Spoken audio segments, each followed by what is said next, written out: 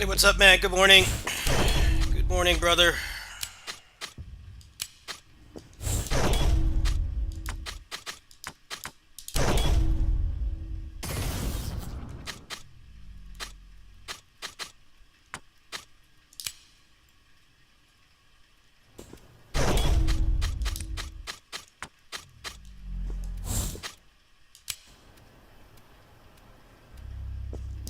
Yeah, let's do that after the direct. I'd appreciate that. Thank you.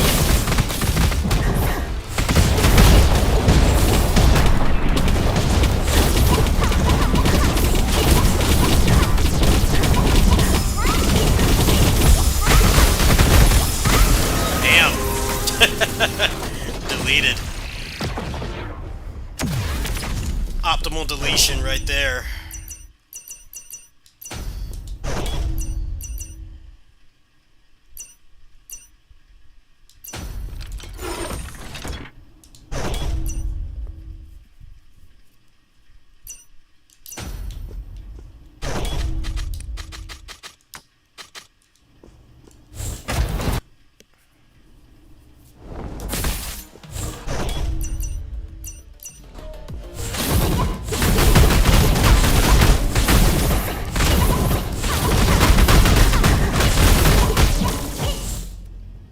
This game just makes you go through one difficulty that's insanely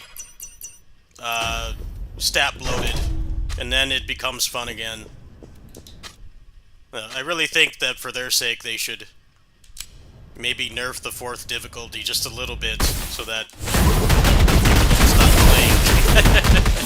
Because I was definitely at that point, but the game is a lot less of a slog after the fourth difficulty. You get like way more build options and stuff, and you have a lot more control over it too, so it's less frustrating by default.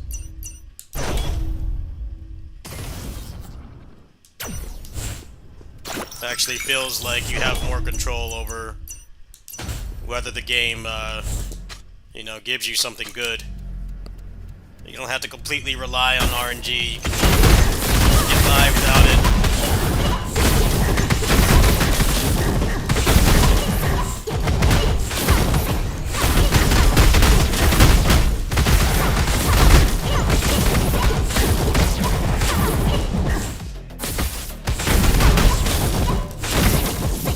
They've basically done all the content in the game now. I'm just grinding for whatever they update next.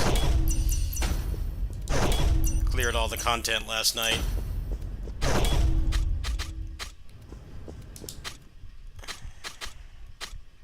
I want to go to the shop.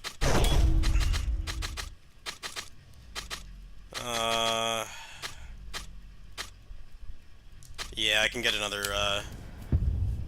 rank 4 core. I should probably do that. Yeah, that was a good choice. 2 equipment pieces in there.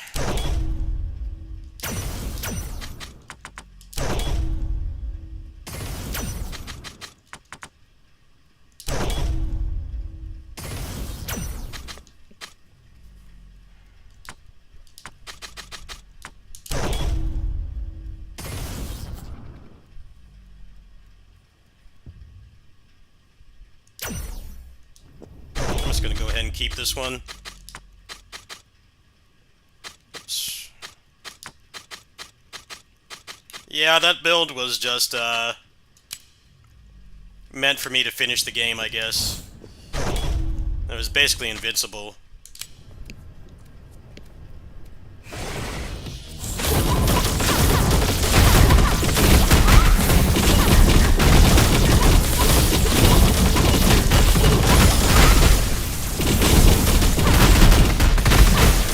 Don't feel bad about leaving last night either.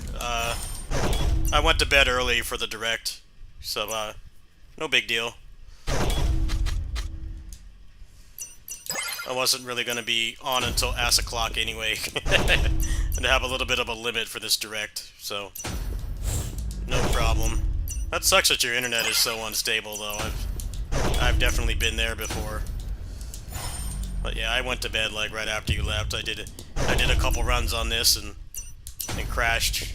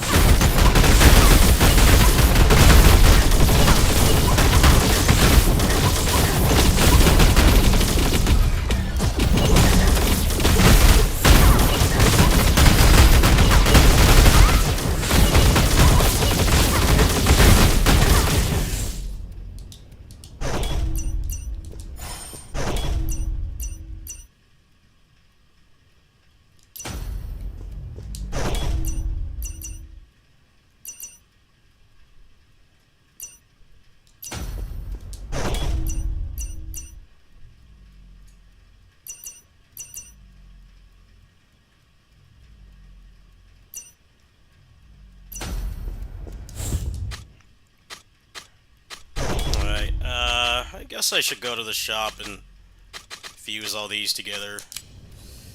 Let's try to get my build all squared away. 1, 2, 3. Give me something good. That's not something good. That's like the worst possible thing it can give me.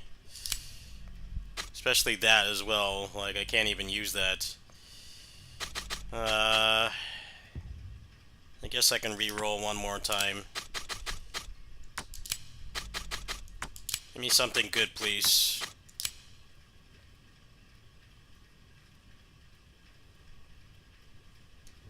Sure. I'll roll with this for now. It's kind of subpar, but I'll take it.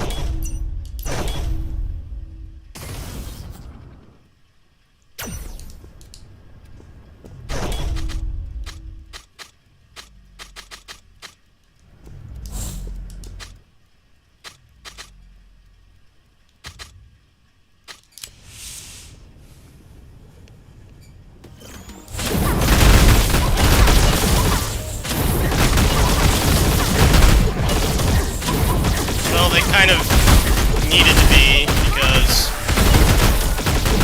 really the only big game they have left, two big games they have left is the third Zelda Muso, Age of Imprisonment, and then Pokemon. They have nothing past then, so they kind of have to have something good, because, I mean, one of the biggest complaints about the Switch 2 is that the lineup is about as bad as the N64, which, you know, really only had like 2 games, and it took, I mean, the problem with the N64 was one of the things they sold it with, the killer app was supposed to be Zelda 64, Ocarina of Time, and that didn't come until like 2 years later, after launch. The launch lineup was, like, really weak. Now, of course, the Switch 2 is nowhere near as bad because, you know, the N64 had, like, 0 third-party support. It had none. Like, it was dire. It wasn't anything like, you know, some people might say that, you know, gamers are entitled and they just want more and more stuff.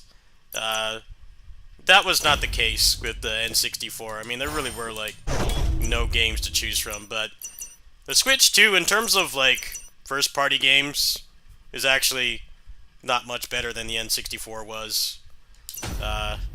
Very few games to choose from, for one. And then, like, the big one's supposed to be Mario Kart, but people, like, don't even like Mario Kart. There's been a lot of talk about people hating that game because of the changes that they made. And it's like, you really only have that and Donkey Kong right now. And then Pokemon is in, like, recent, coming somewhat soon. But they have, like, nothing else. So I think their holiday sales are really going to hinge on what else that they have, because it really does feel, as somebody who lived through the N64's original lifespan, it does feel pretty similar. Like, it's not that they have bad games, it's that they don't have many, and especially with the Steam Deck, people are really only buying it for the Nintendo first-party stuff. The Switch had the benefit of, there being, like, no other high-end portable device that you could get that could play, like, modern games. There wasn't anything else, but now there's a lot of competition, so I'm a pretty good example myself. Like, you know, I already have a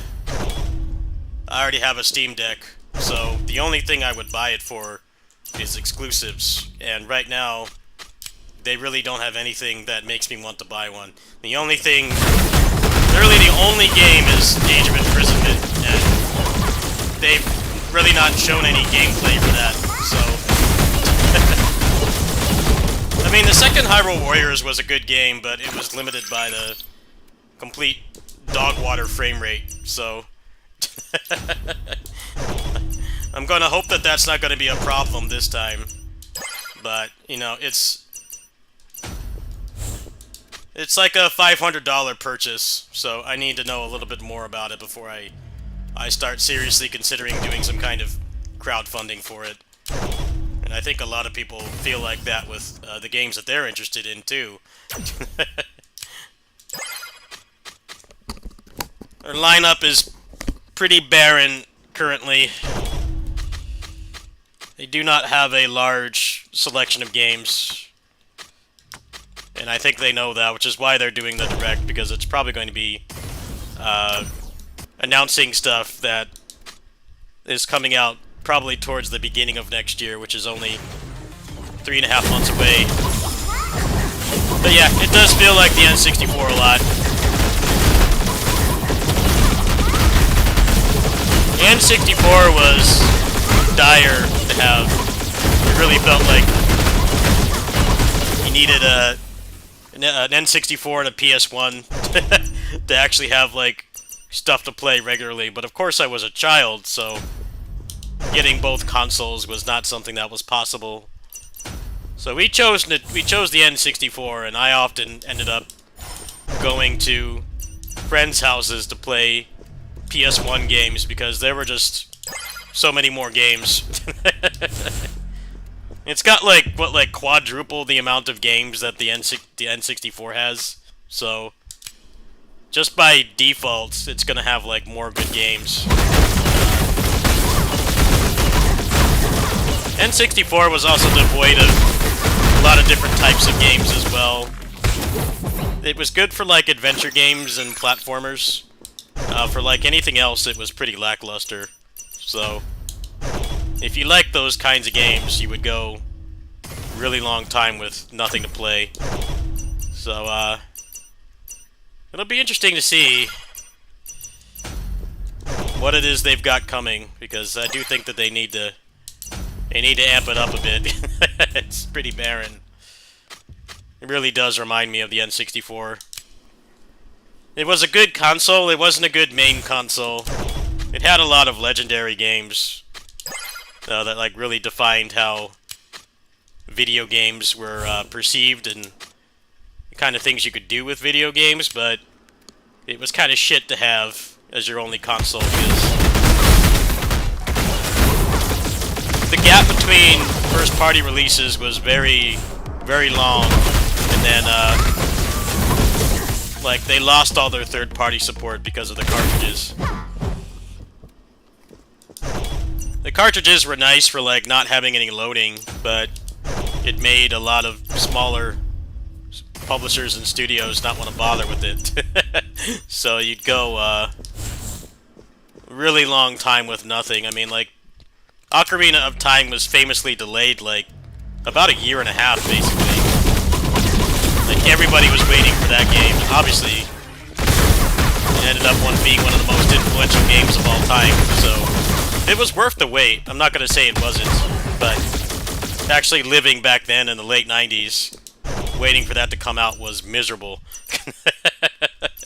Like, it took way too long to come out.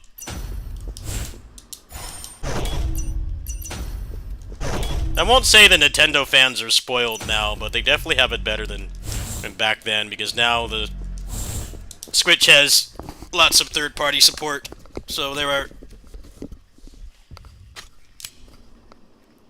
there's a lot of games to fill the gap. The problem is now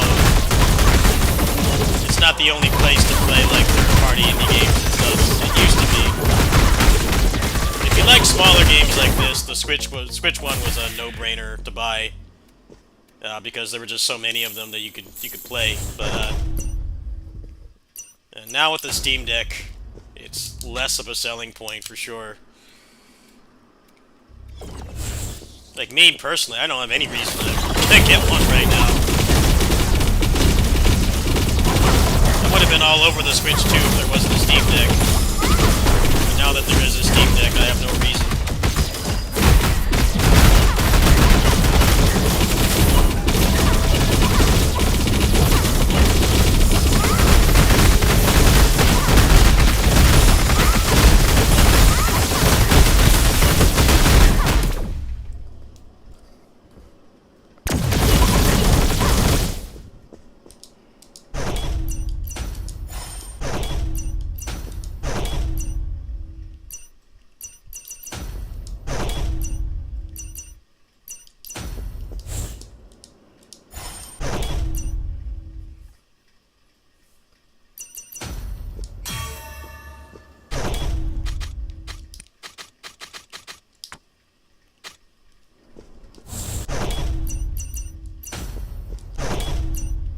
I remember when... This is back in the early internet, so like late 90s. Man, people were pissed that Ocarina of Time got delayed. That did not go over well, like, at all. People were furious. If you think gamer outrage is a new thing, no. People were pissed about that back then. Rightfully so. There was very little to play from, like, the point that it got delayed until it came out. Like, the biggest thing was basically GoldenEye. GoldenEye was like the only major game. Now granted, you know, if you had friends to play with, that game could last you a while, but it still didn't go over well. People were not happy about that.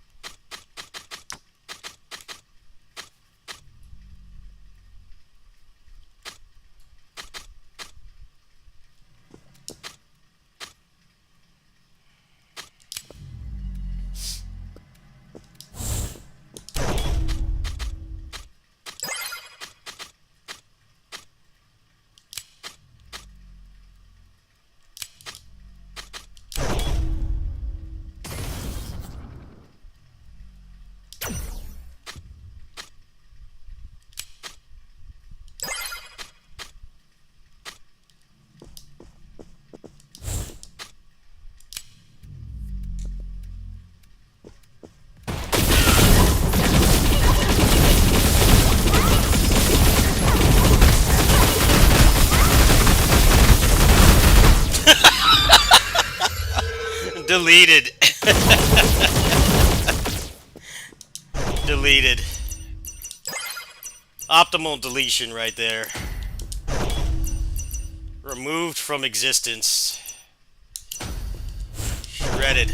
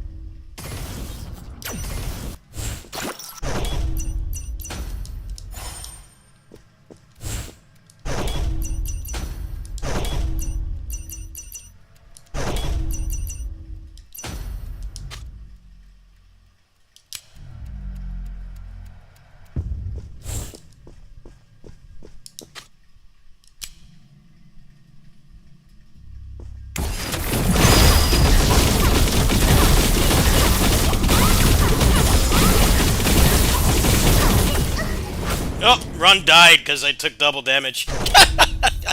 Oh, it's not like it matters. That was some bullshit. Why did that boss do so much damage?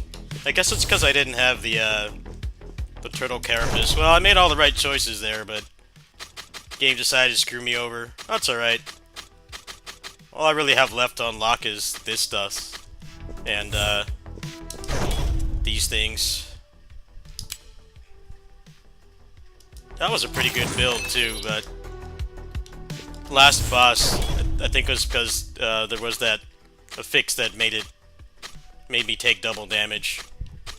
Since I didn't have the turtle carapace or whatever it's called. It killed me really quick. I couldn't offset it with the healing. That's alright, we got about 15 minutes until the direct starts anyway, so I guess I'll make a little progress on Lost Soul Aside and then come back. Let's see here.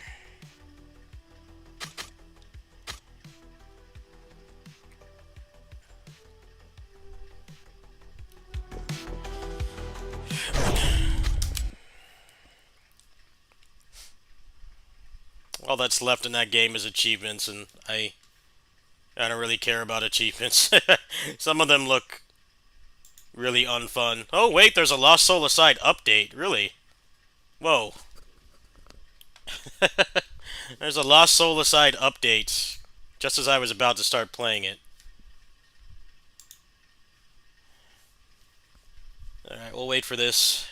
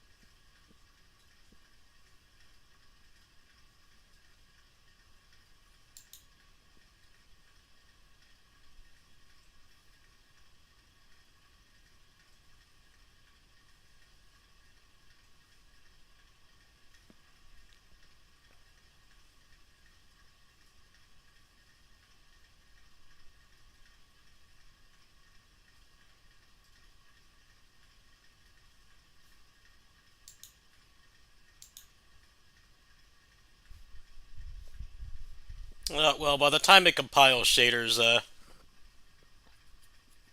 it's going to be time to just immediately close the game. So I think I'll just leave it on the waiting screen.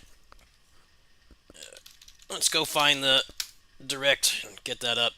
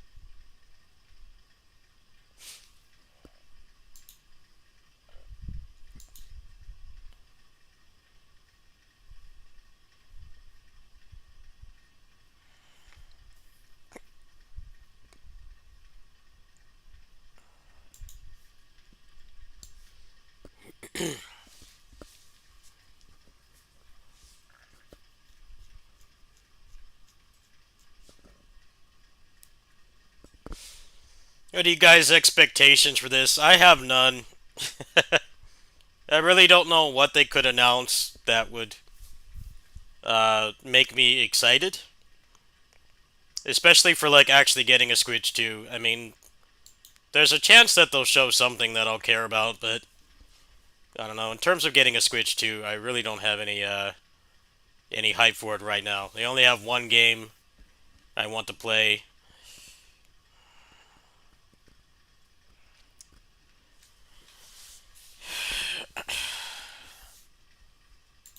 But I don't know. I mean, they've shadow dropped the Marvel collection.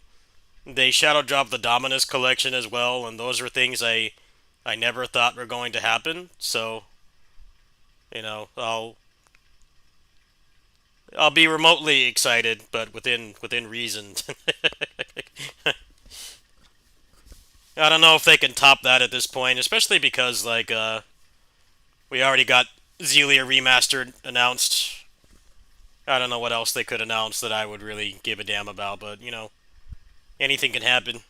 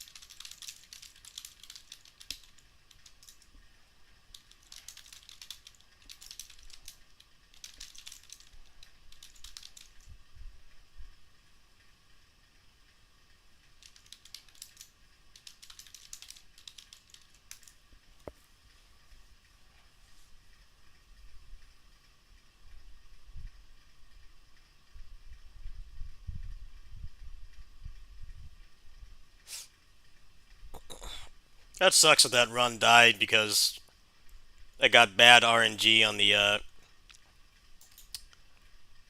affix that was on there.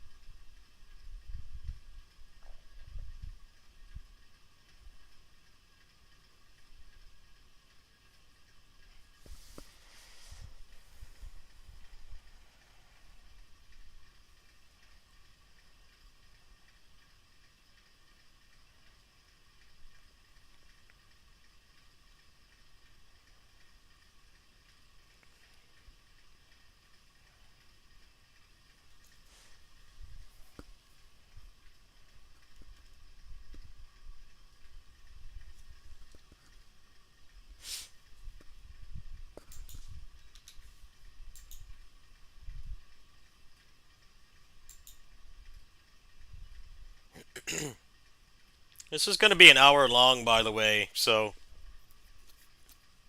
this is this is one of their larger scale ones, where they usually announce big stuff. Which, like I said, they kind of really need to have one of these because their exclusive lineup is basically nothing past Age of Imprisonment, which I don't know if that's even going to come out this year. Uh, because I don't think they want it to be cannibalized by Pokemon. Yeah, they definitely needed to have one of these. So I'm going to assume this is going to cover things that will come out uh, up through the first quarter of next year. And then you gotta factor in shadow drops and stuff as well. There's probably going to be quite a bit of those.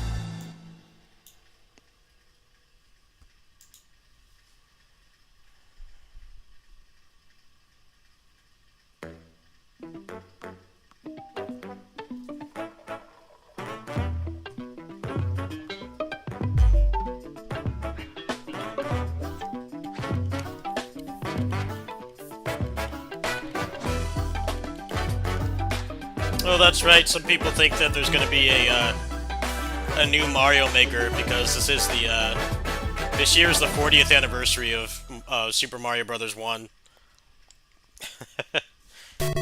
Oh, well, there you go. There you go. 40th anniversary. This was like one of the first games I ever played, was this.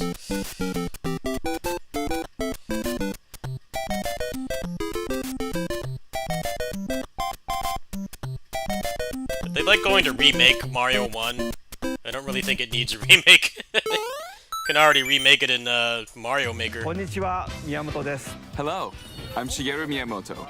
We'll start today's Nintendo Direct with the Super Mario Bros. 40th anniversary. Tomorrow, September 13th, marks 40 years since the launch of Super Mario Bros. In Japan. We got here because so many people have played. Thank you all very much. Yeah, I'm one of those people. The Mario games have been supported by evolutions in digital technology and gaming consoles. Additionally, Mario has taken on many different designs in the artwork. At the Nintendo Museum, which opened in Kyoto last year, we've created an art gallery that displays character illustrations drawn during the development of different games. There are also illustrations and pixel art from the Mario series. Also, from now through next September, the ticket for admission will change to the design shown here. And starting this December, we're planning a 40th anniversary light display. You'll still need a reservation to enter the museum, but we hope those visiting will check it out.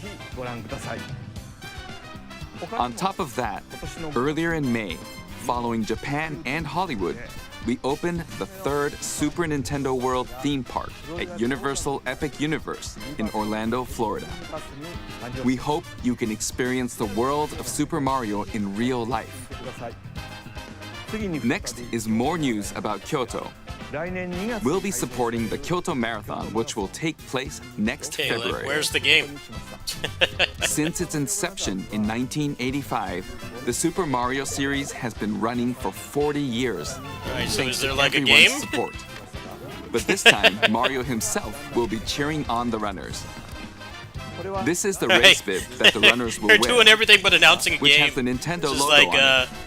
giving me BASARA 10th supporting in other anniversary ways as well. PTSD. If you're interested in marathons, why not take the You opportunity? got a couple grand to run go through to Kyoto? Japan, I guess this is pretty cool. Also, coming next spring, please take a look at this. Oh, there we go. They're doing better than BASARA. This was BASARA anniversary. That would have been it right there. Go pull a couple grand out of your butt to go to Japan. Otherwise, there's nothing. You can't even do a remaster. Oh man, that anniversary stream was so depressing. They didn't even bother to do one this year. This is the 20th anniversary. It's been nothing. They haven't even done one of those streams. Really letting that franchise die. Are they really remaking Mario 64?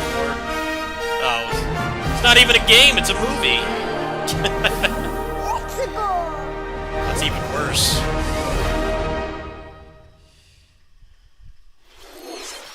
The name of the new movie that Nintendo where's and the game? Illumination are producing together is the Super Mario Galaxy movie. What kinds of adventures do you think Mario and his friends will have in space? This movie will be the main event of the Super Mario Bros. 40th anniversary. What? Let's also hear some remarks from the movie's co-producer Chris-san from Illumination. Okay, Chris-san, they're not you, much better than Miyamoto-san. BASARA. As we They don't have a celebrate game? Mario's 40th anniversary, What? it's an opportunity to reflect on the 4 decades of creativity, imagination, and adventure that Mario has People brought making to the life decisions for at fans Nintendo are across like, generations you remember that and around the BASARA world. 10th anniversary From back in its groundbreaking 2015? world building How we announced to its everything iconic but a game? We need to characters copy their and homework. unforgettable music. The Super Mario Mario Maker 3? Brothers What's have that? left a No, we don't lasting have that. impact on the very fabric of our culture.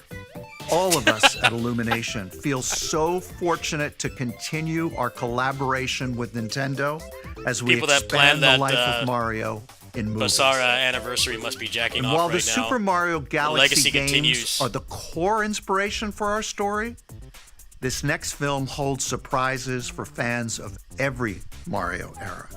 Our directors, Michael Jelinek and Aaron Horvath, along with the extraordinary team of artists at our studio in Paris, are very busy working to deliver a film that aspires to earn its place in the history we're here to celebrate. Brian Tyler is also returning to compose a score that blends together musical themes from Mario's incredible game heritage. And we're also thrilled to welcome back Chris as Mario, Anya Taylor-Joy as Princess Peach, Charlie Day as Luigi, Jack Black as Bowser, Keegan Michael Key as Toad, and Kevin Michael Richardson as Cat. And as we continue to make progress on the Super Mario Galaxy movie, we'll look forward to sharing more with you in the future. And until then, thank you, and back to you, Miyamoto-san. Thank you, Chris-san. I'm also involved in the production every day, and I'm enjoying it. It's a movie worthy of the 40th anniversary. Please wait a little longer for its release. While you're waiting, I have something I'd like to show you. Please take a look at A this. video game? Oh wait, are they actually gonna do better than BASARA?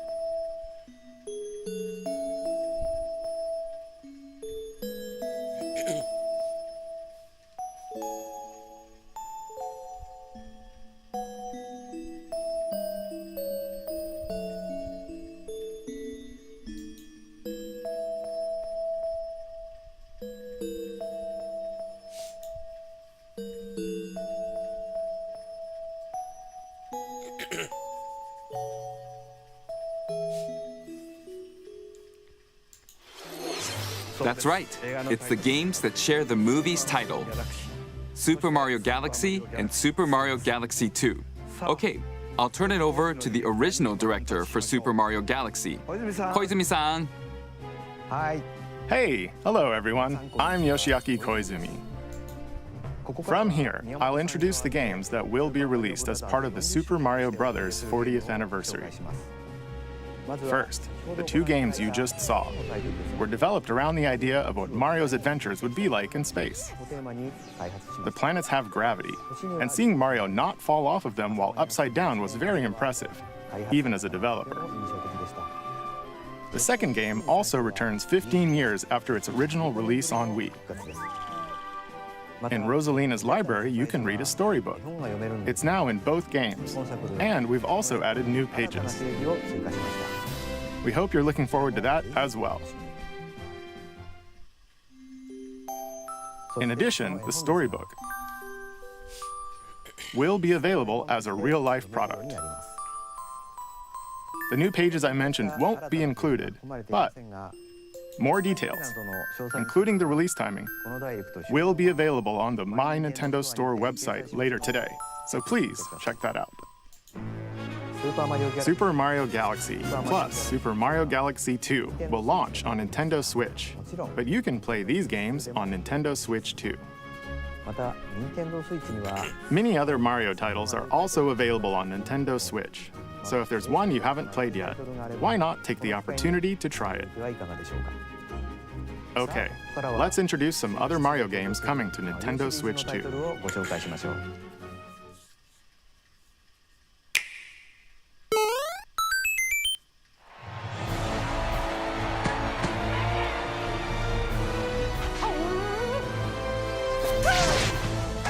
The latest entry in the Mario Tennis series is hitting the court on Nintendo Switch 2. Mario Tennis Fever. Use top spins, slices, lobs, and other familiar shots. But now you can also slide and use other fancy footwork with new defensive maneuvers. And swing into action with new equipment called Fever Rackets. Keep a rally going to build up your fever gauge. Then unleash a fever shot. Freeze the court with the Ice Racket. Summon mushrooms that shrink your opponents using the Mini Mushroom Racket. Or duplicate yourself with the Shadow Racket. There are 30 Fever Rackets, each with their own abilities. Pair them with 38 playable characters, the most in series history, to find your own strategy. Let's see the game modes being served up. A talking flower provides riveting commentary in tournament mode. Aim for the top by completing different objectives in the Trial Towers mode. We got Tennis Bloody Play Palace. matches with unexpected rules in Mix It Up mode. You got Tennis Bloody Palace. Even some where you'll experience wonder effects. Nice. In the online modes, choose between casual play with customizable rules in Online Room, or go for glory in ranked matches. You can even gently swing your Joy-Con 2 controller like a racket for a more authentic experience in Swing mode. Plus, after encountering monsters on a remote island, Mario and friends are transformed into babies, kicking off a series of unexpected events in the game's Adventure mode. With their tennis skills gone, the babies will need to learn how to play and defeat the monsters to return to normal. Mario Tennis Fever launches on Nintendo Switch 2 February 12th. That was Mario Tennis Fever. It features familiar tennis gameplay, but unique to this latest entry are fever shots, which change depending on your racket. There are plenty of other modes as well, so please look forward to it. Next, please take a look at this.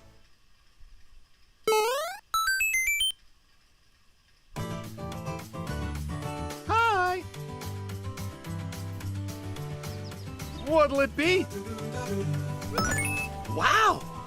More multiplayer mayhem is coming to the Flower Kingdom in Super Mario Bros. Wonder, Nintendo Switch 2 Edition.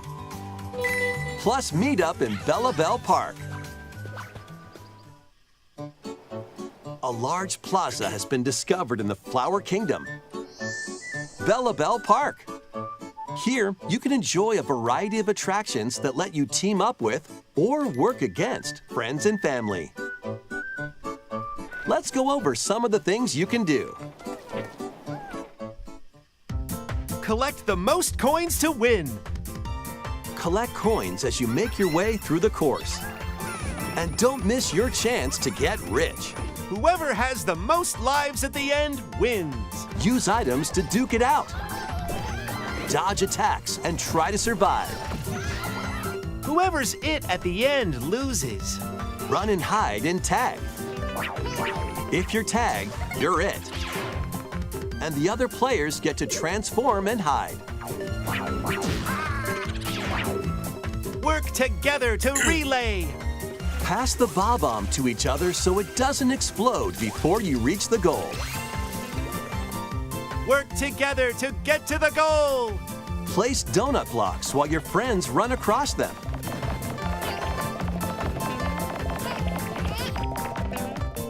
Jump to the beat. Jump in time and the lift will rise. Get in sync, then 1, 2, 3, jump! Plus, there are so many other attractions to enjoy. Grab your friends and family for multiplayer fun in Bella Bell Park.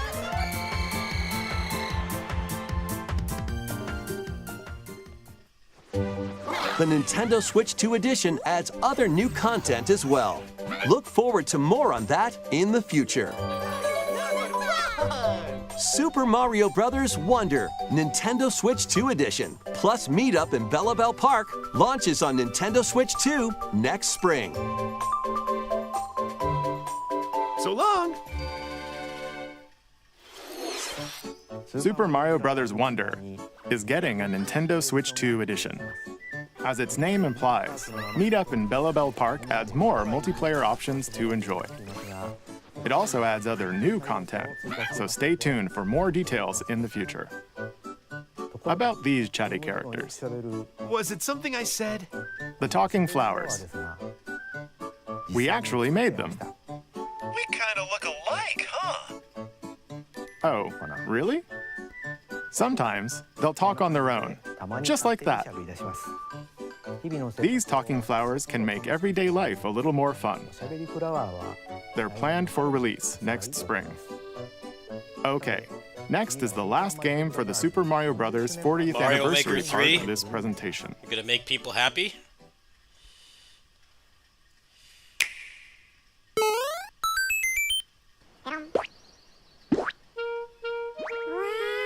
One day, on the island where Yoshi and his friends live,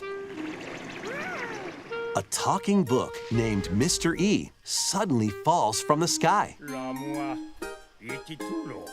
It looks like the book has information within its pages about unusual creatures. But it can't actually see what's written down. So Yoshi jumps in to help investigate. First, let's study this flower-like creature.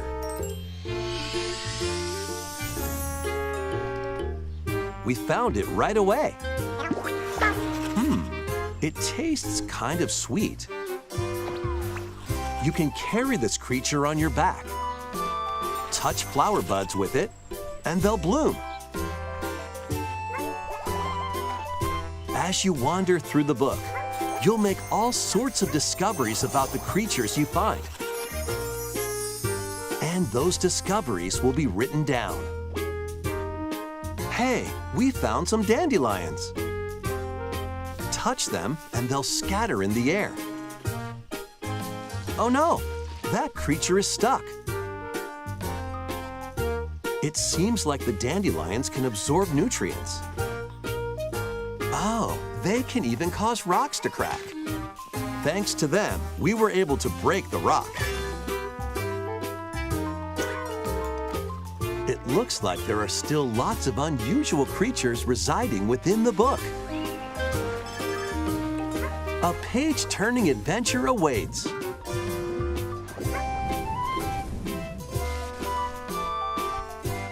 Yoshi and the Mysterious Book launches on Nintendo Switch 2 next spring. A new game starring Yoshi is on the way.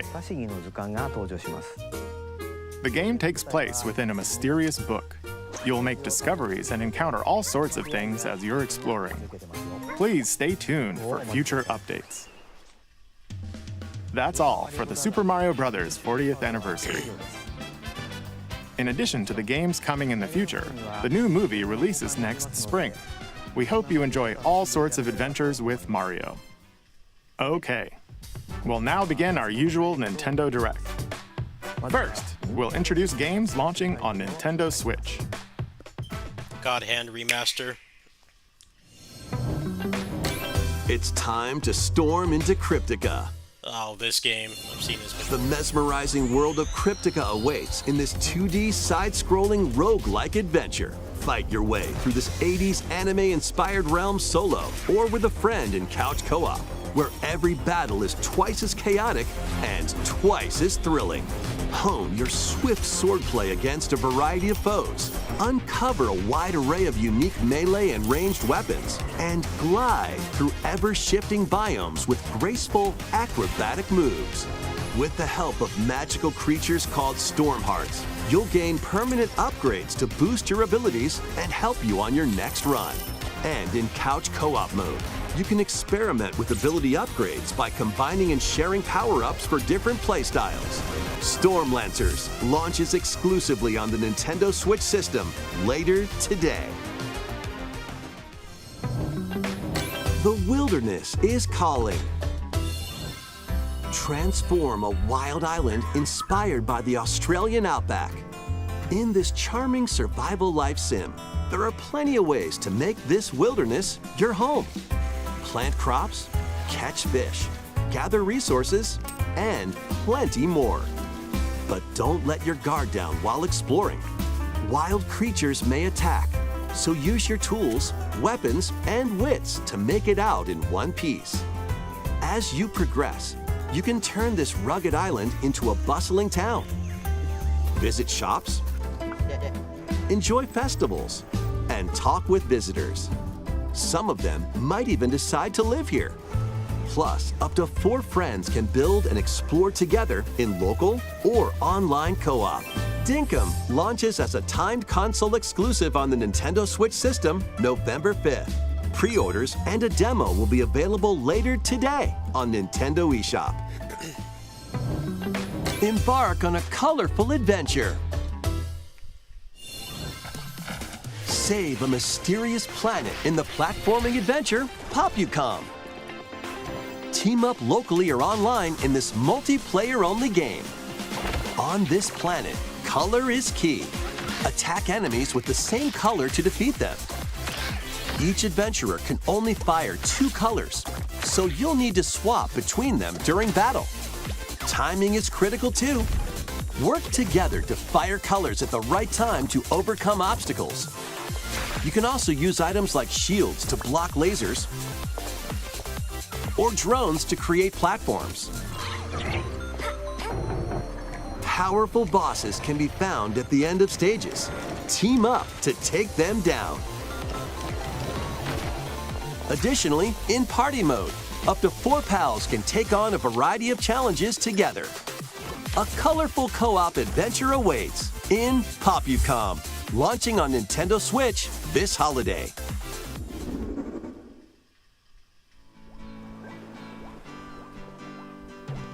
Here, on this small island floating in the sea, are Mii characters, each living their own carefree lives. When is the game coming out? Let's take a look at what's happening in the Tomodachi Life Living the Dream game. You're in charge of this island. You can create Mii characters of anyone you'd like living here. Base them on a friend, a family member, or even yourself. Once you've chosen their personality and voice, My name is Anne. your Mii is good to go. I can't wait to start living here. The Mii characters you create will enjoy their island life however they see fit. Wonder what's up? I'm so hungry. Food for thought. Yum. Enjoy.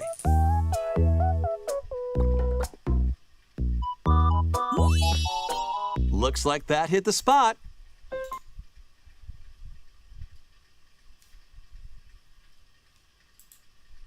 Needs a pick-me-up. Even charcoal with a Granby. Oh, blap. They really hit it off, all thanks to this meetup. Hey, what is... This is just a small slice of the life here on the island. Stay tuned for more information in the future.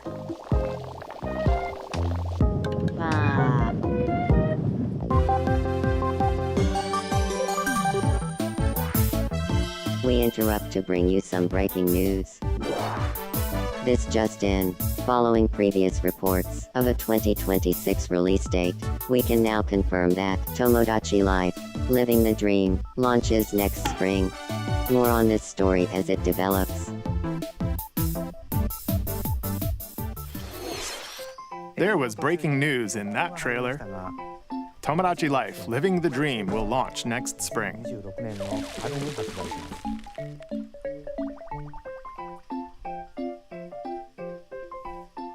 Please wait a little longer for this new dream life.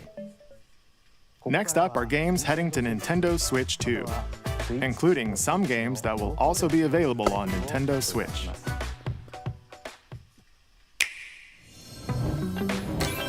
Dash, slash, and clash in these games. Get over here and choose your fighter in this totally toasty collection of Mortal Kombat classics. This compilation features multiple classic games from the 90s and early 2000s, including arcade, console, and handheld versions.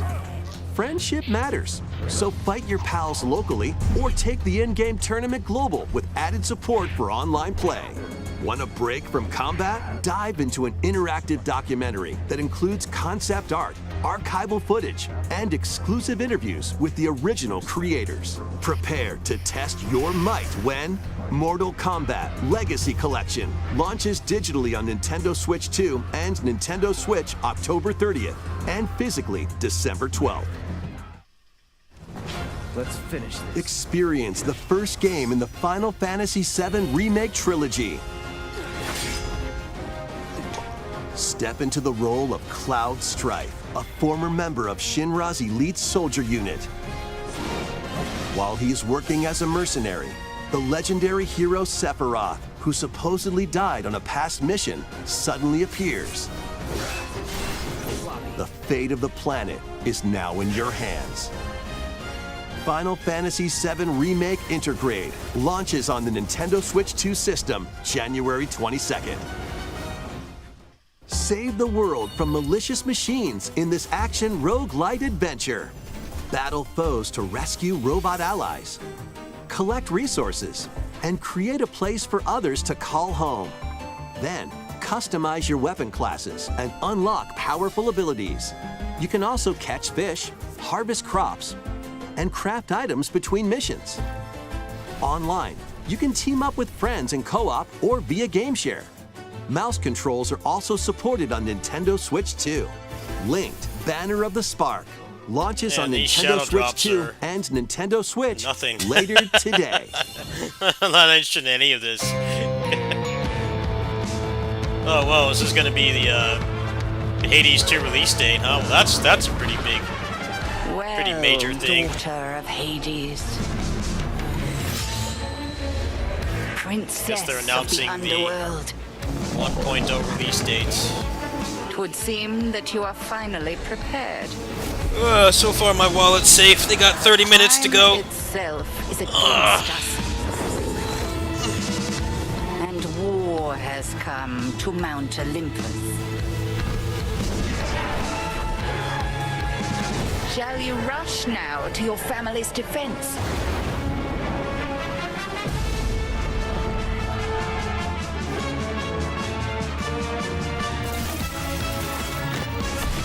Or shall you strike our enemy in the heart of the underworld?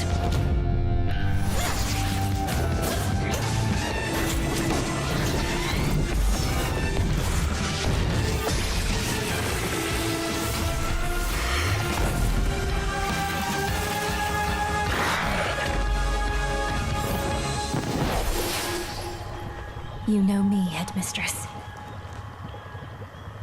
I'll do both. Hey, what's up, man? Hello. Direct is kind of a nothing burger for me so far. Lots of good stuff announced, but nothing I'm interested in. Prepare to battle beyond the underworld of Greek myth in Hades 2.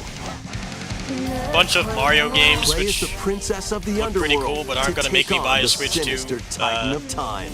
I mean, this is pretty big.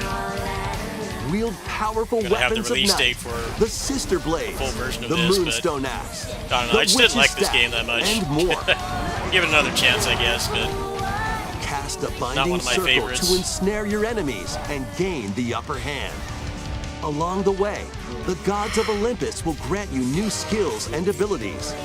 Mix and match to find the most powerful combinations. Each time you set out, you'll be faced with different choices. And you'll keep growing stronger and unlocking new upgrades. Discover new secrets and unravel the story. On Nintendo Switch 2, experience the action in up to 120 frames per second Oh, wow. in TV mode. Hades 2 launches first for consoles on Nintendo Switch 2 Oh, and wow, so Nintendo that's the, Switch September 25th. that's the 1.0 release, huh? New amiibo figures ride in. That's pretty good actually, because The Kirby Air Riders game is coming soon. If you play it on and Steam two Deck, new you can get amiibo 120 are FPS. also on the way. Tap them to summon figure players that you can train. Your figure players will level up as they compete, and their machine's proficiency level will also increase. Plus, with the amiibo, you can swap riders. Just like in the game, you can choose your rider and machine. Levels are also transferred over. These two new amiibo will be available November 20th, the same day as the game's launch. Be on the lookout for even more Kirby Air Riders amiibo updates in the future. And a second Kirby Air Riders Direct, hosted by the game's director, Mr. Sakurai, is also on the way.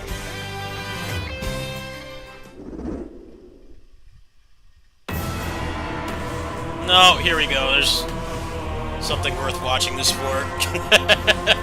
So far, it's been a disappointment.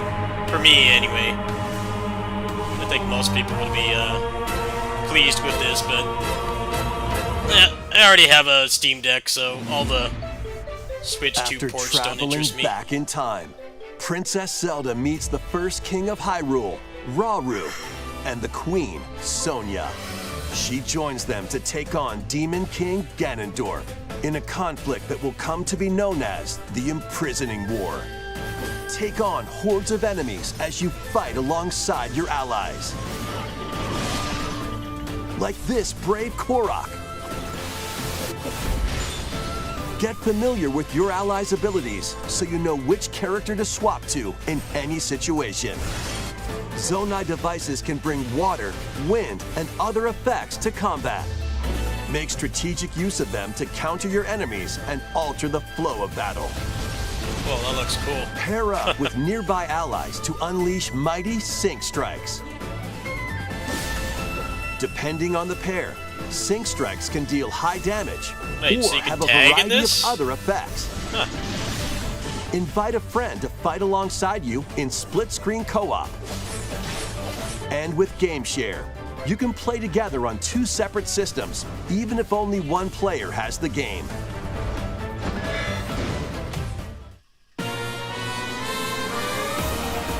Uncover ancient truths that were only glimpsed in The Legend of Zelda: Tears of the Kingdom.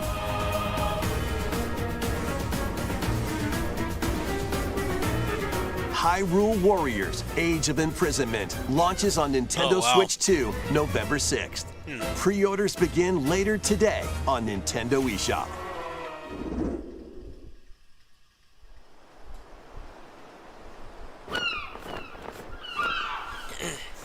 That looks pretty good. Right. I don't know if That's I enough for one day.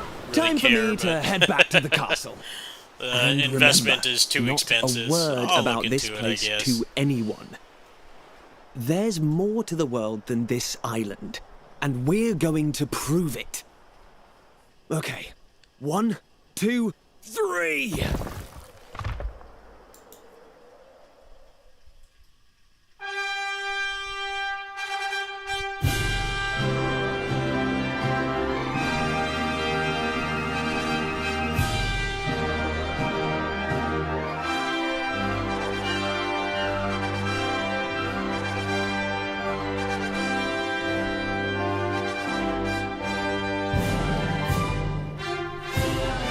Oh, It thank all you. began with a Thank you for spark that. of curiosity. Guided by Thank a you for that. mysterious talent, a group of young heroes embark on a journey. Yeah, there's lots to of really reclaim cool games a that lost just world. As they don't venture get the into popularity they unknown, deserve. They'll encounter And mighty they happen to be the foes kind of shit and I a like. myriad of twists and the trials. Muso games, the action games, and the roguelikes and stuff. What awaits them beyond That really means it a lot, all? thank you. Yeah, this channel makes about $80 a month on average, so basically nothing. That's why I always have the donate link there. It's not fluff. It can be quite expensive to keep the niche games coming with like a very limited budget. That means a lot, man. Thank you. Thank you. Dragon Quest VII Reimagined. Yeah, I like mostly That's smaller the games. Spirit. Look out. I don't play a lot of Here like we big come. AAA games. That was Dragon Quest VII Reimagined. We hope you're looking forward to the journey ahead in this reimagined world. Now, we'd like to announce two things. First, here's some news about the Nintendo Today smart device app. The app continues to deliver all sorts of information about Nintendo games and characters on a daily basis. And we're adding a new Kirby theme. Almost no revenue? Yeah, almost none. We're also delivering information regularly about Kirby Air Outside Riders of when leading up to people the game's release. Are kind So enough to please support, check the that channel out. doesn't make much. I Secondly, we have news about Nintendo Switch mostly Online run it Plus with expansion. my own money or Please take a money look that at friends this. help me with. Yeah, it's not self-sustainable, that's for sure. Next month I'm going to be spending Coming like to Nintendo $200 Classics. on this channel. Virtual Boy. Ninja Gaiden. You'll be able to enjoy Double a collection Dragon, of Virtual Boy bunch of games other in stuff, too. stereoscopic 3D while playing on Nintendo Switch 2. Did anybody really and want the Nintendo Virtual Boy Switch. to come back? In order to play, I remember when you'll this need came this out. dedicated It accessory. gave me motion sickness. This recreates They're really the out of form ideas, of are the they? original Virtual Boy hardware by This is inserting like a console to play. The thing that Nintendo wanted to forget. Why are they bringing this back? Both Nintendo Switch 2 and Oh, boy. Nintendo Switch are supported. Can't wait for the eye strain. Play Mario's Tennis, Does anybody really want this? Galactic Pinball, Tellero Boxer, and more. Why? The 14 classic games shown here are planned to be released Does over time. anybody want this? Virtual Boy, Nintendo Classics. Does any is sane scheduled to gamer launch want that? February I 17th. sure as hell don't. I remember playing The that when it dedicated came out at accessory needed to Funko play Land. Virtual Boy, thought Nintendo it was Classics terrible. will be available in the future. A cardboard model It was of a the meme accessory console. will also be available. You can't even take it anywhere. That was the problem. Imagine being a kid back We hope you're looking in the back forward of a to car Virtual trying Boy, to play that Nintendo thing. Classics.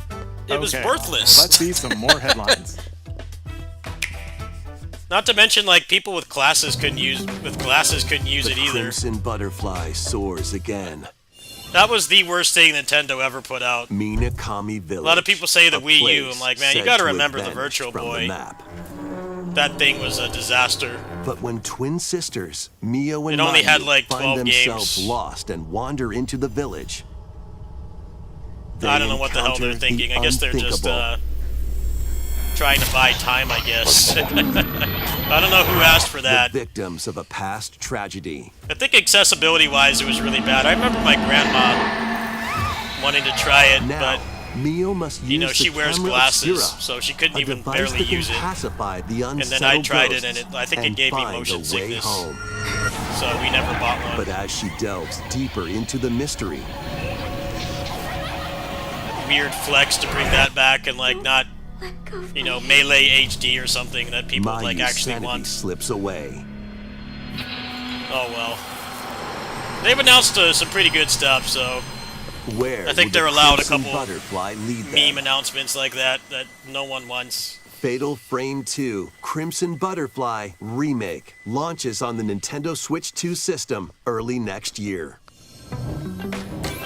Upgrade your play with the Nintendo Switch 2 editions of these games. In the Nintendo Switch Oh, really? 2 edition of One Piece Pirate Warriors 4, you'll face off against more on-screen enemies than ever before. See, I would be as you interested in aim this, to but I have a become Steam Deck. King of the Pirates. Enjoy camera play That and game more definitely needed in an upgrade. Overcooked That's pretty 2, cool, actually. Nintendo Switch 2 edition. But I already got a Serve up Steam Deck, dishes so and reactions while you cook it's not together. not making me want to switch to. Mouse controls are cropping up in the Nintendo Switch 2 edition of Stardew Valley. Plus, up to 4 friends locally can play in split-screen multiplayer. And with Game Share, up to 4 players can play together if one person has the game. 5 new levels, including Candyland and Museum, are dropping in with Human Fall Flat Nintendo Switch 2 edition. Plus, with mouse controls, you can enjoy a new way to wobble with physics-based fun. Craving more to clean?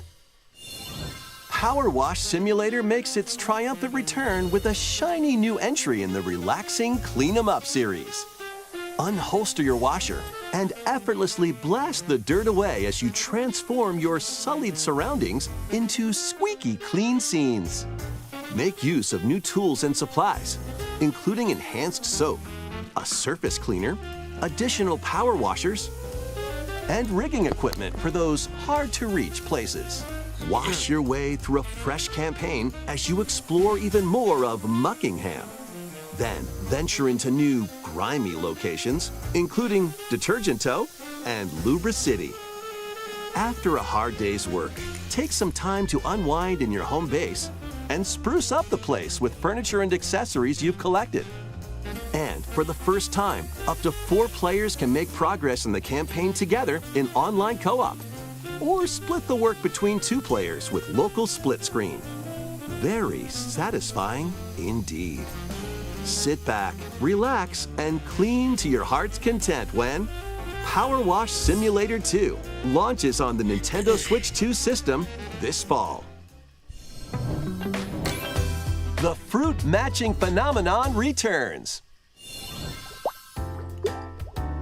Suika Game is back and rounder than ever. This time, the fruit falls toward the center of a circle, and you can drop it from any angle. It's 360 degrees of fruit dropping fun. If you combine fruits a certain number of times, it's super evolution time. When this is active, you can earn bonus points based on the number of fruits you merge. Plus, with the Nintendo Switch 2 version, you can play with others locally via Game Share. This allows you and up to 3 players to drop and merge fruit together in co-op. Rotate, aim, and go for the watermelon when Suika Game Planet mostly launches rely on on Nintendo friends Switch 2 and Nintendo Switch my this kitty winter. sitting job and the occasional donation to keep this going. It is not sustainable, like, at all. Especially lately with all the releases coming out. I haven't really been getting many review keys, so I've been paying for everything out of pocket. But admittedly, it's kind of worse now, just because there's so many games coming out. Normally there aren't this many. I'm spending $90 on Ninja Gaiden in a few weeks.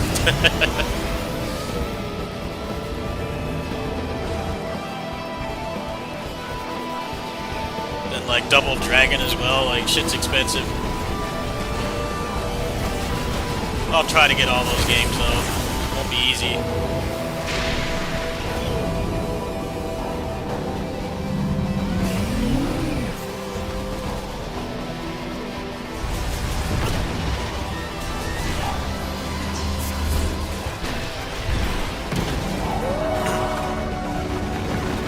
I appreciate that people help when they can.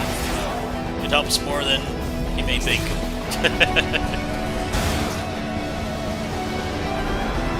The releases should slow down after next month. I'll be spending less on the channel, so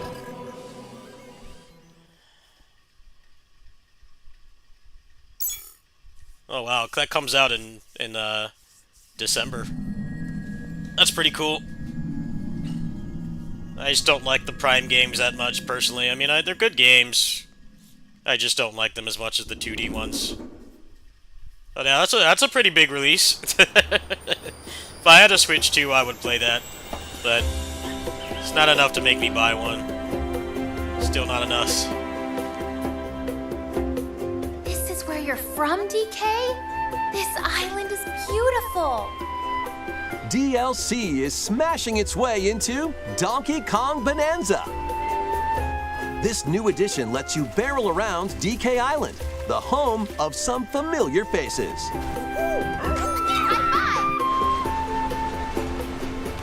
And if you finish the main game story, Void Kong will offer you a position in the ranks of the Void Company. What do you think?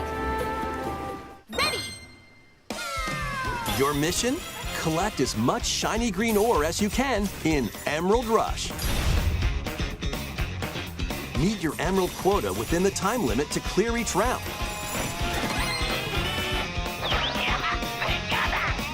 The key to amassing emeralds is collecting fossils to gain perks. Collect a fossil and you'll get to pick from 3 random ones. Perks have different effects, like getting more emeralds from defeated enemies or more jam-packed treasure chests. There are all sorts to choose from. Gain and stack perks, then collect oodles of emeralds. You can also smash Vanadium gems to gain random skills that power up Donkey Kong during your run.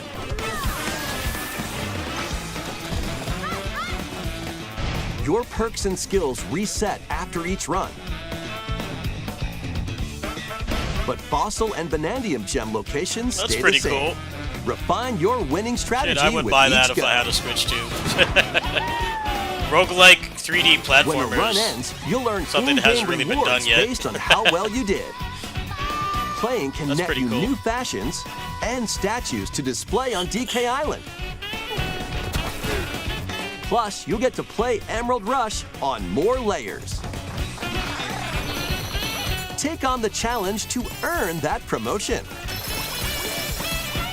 The Donkey Kong Bonanza, it's DK today. Island, and Emerald Rush huge. paid DLC launches on Nintendo Switch 2 later today. You gotta think about how that game's only been out for like a month. The main game will also be available on Nintendo and they've already eShop got later DLC, today. and they're charging you for it. They really did Donkey hold that Kong back. Bonanza is getting paid DLC. You can't make called something of that DK size in a Island month. and Emerald Rush. Like, what Please the look hell, forward man? to collecting lots of emeralds in It Emerald doesn't Rush matter if you had and like exploring this 3,000 modern take people on that. DK Like, you Island. can't make that in a month. Next, That please sets a take bad look at precedent. this. They're so desperate for new content for Switch 2 that they just held that back. I wonder how much it costs. If it's like $30 or something, that's insanity, because the game is already like 80 bucks, I think. It's already like really expensive. And they're just like, they held that back. The game only came out like barely 2 months ago. This land It's not is an old just game at all. waiting to be It's shaped very fresh. It came out in like July or June. by a Ditto that looks like a human. And what's that in the grass? Oh, that's Bulbasaur, a grass-type Pokemon.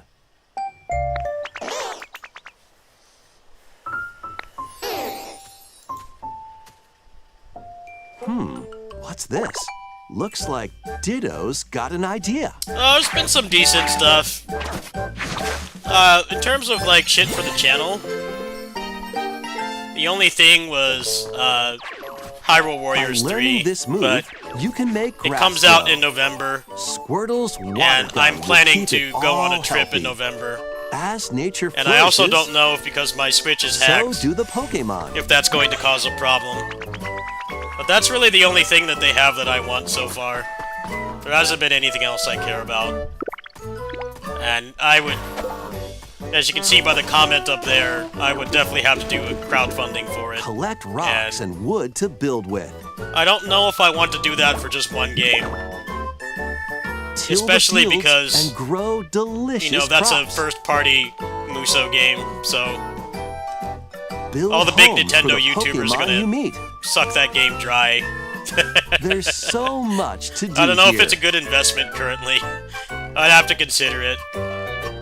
If I made like a post or something and people were like, yeah, I donate towards that, I would consider it, but I don't know.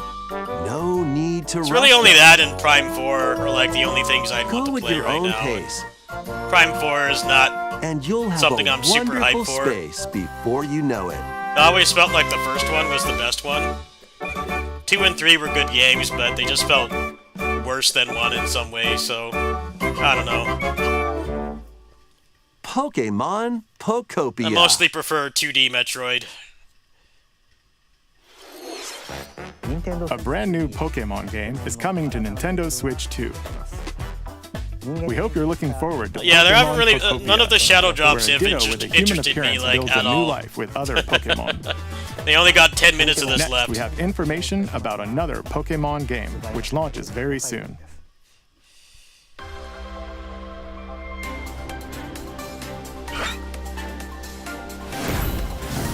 Mega Man Star Force Collection was announced on the Japanese Direct, which is cool, I guess, but I never played those games. I never even played the Battle Network games.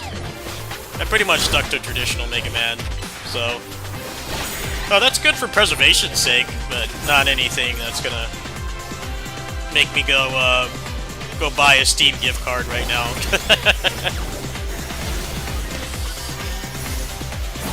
That's been pretty barren.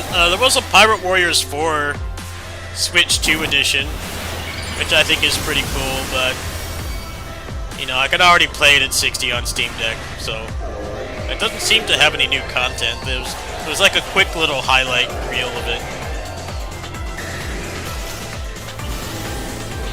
Nothing else groundbreaking, at least not for my interests.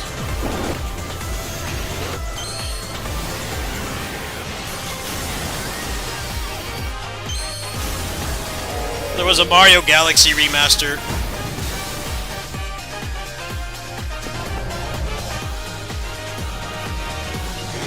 Alva, if you want to help me out, go check the Japanese Direct and see if they have any cool stuff.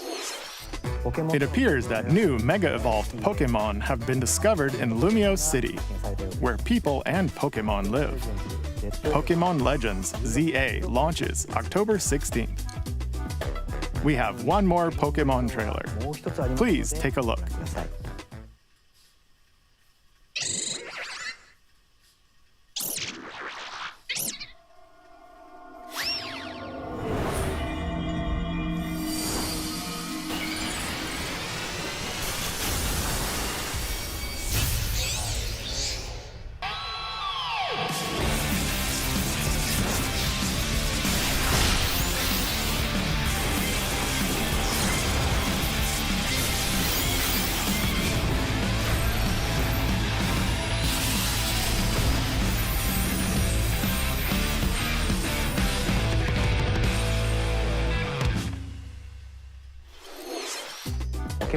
Pokemon Legends ZA is getting paid DLC called Mega Dimension. Raichu has 2 different Mega Evolutions. How do you think they'll perform? More details will be shared in the future. Let's move on to some more headlines.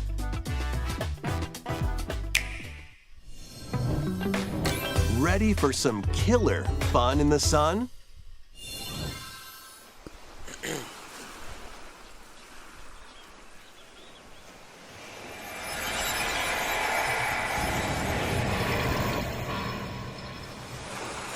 Are you okay? You seem pretty out of it. Originally released over 10 years ago, Danganronpa 2 Goodbye Despair is making the ultimate comeback. While on a school trip to Jabberwock Island, you and your classmates are trapped in a murderous game. After each deadly incident, a heated class trial will begin. In high-speed detective action, you'll shoot down contradictions and counter opponents to reveal the truth. And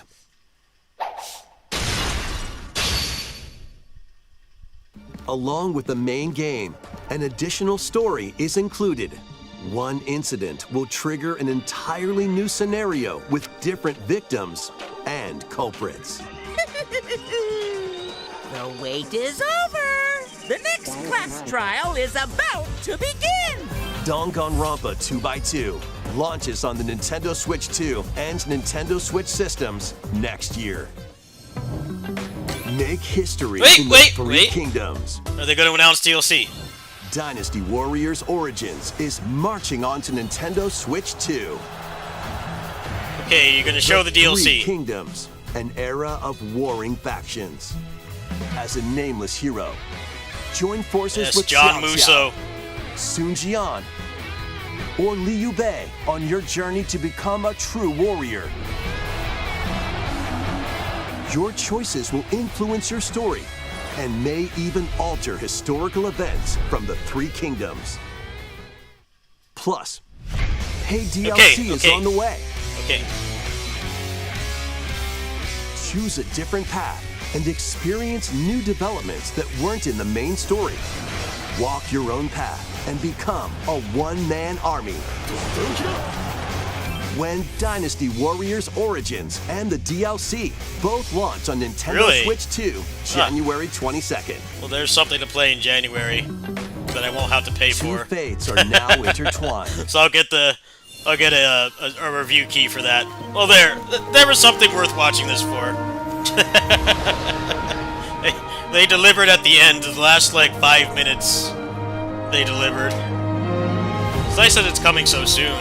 Welcome to the sprawling world of Monster Hunter, where all sorts of monsters live. By bonding with certain creatures, yeah, they didn't quite make the 25th anniversary for it, but that's fine. I hope it's got like some new weapons and stuff. Swim across water. But, they should be talking about that more and fly through during the air TGS, as you which is in like 2 weeks. So. However, a strange I don't think they have enough time to really talk about it here, but yeah, that's pretty cool. Threatens the world. I think the Nintendo crowd will like that game because like the source of the Switch, danger unironically, has like the most Musso games out of like any modern platform since like the PS2. Bond with them. There are a lot of Musso games on the Switch, so it's a good market for it. Looks like it's only going to run at 30 FPS, but Monster Hunter Stories 3. That's pretty cool regardless. Soars onto Nintendo Switch 2. Current gen only game. I mean, that's about what you could expect from a Switch 2. It looks like they're almost done.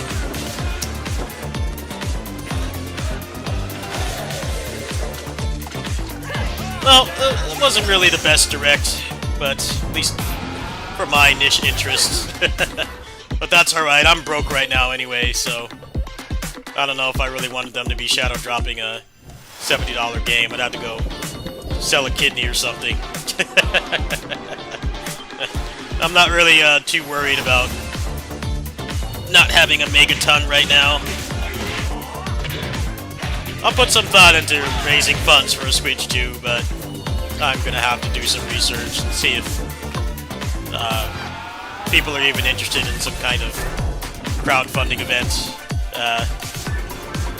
There is no way I can afford a Switch 2 in time for the Hyrule Warriors game.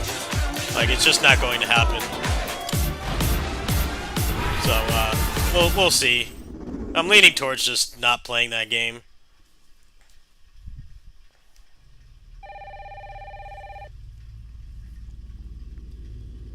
But yeah, Origins DLC in January is pretty sick.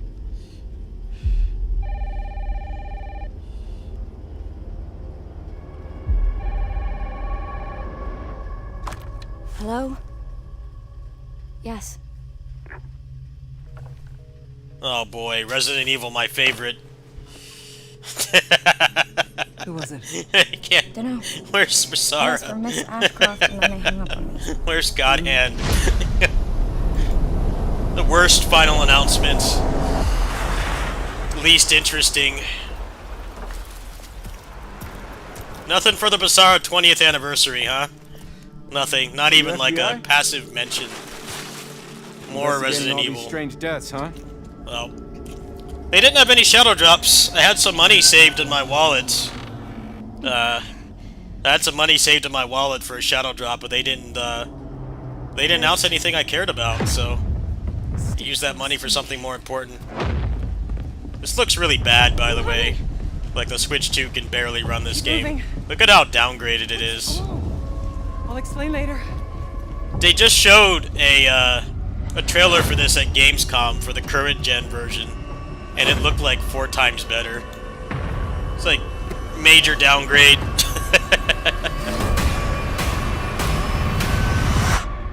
I've been watching you. You're not like other people, you know. You're quite unique. Tell me what's going on. Something important. Something important? No, it's Resident Evil, so it's not important. Grace. Lamest Nintendo franchise.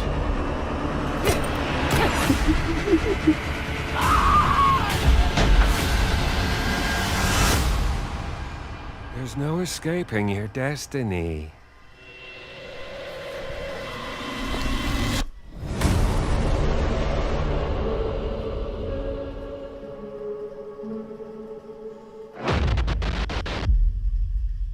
I'm thrilled. Let me go pre-order it right now. We'll pull 80 bucks out of my ass and pre-order that right now. Even more Resident Evil. Where's BASARA? You cowards. Come on. A brand new entry in the Resident Evil series is launching I'm thrilled. on Nintendo Switch 2. We hope you're looking forward to Resident No, I'm Evil not. Requiem. Where's where you'll BASARA? face unknown nightmares. Crack the whip. Where's the God Hand remaster?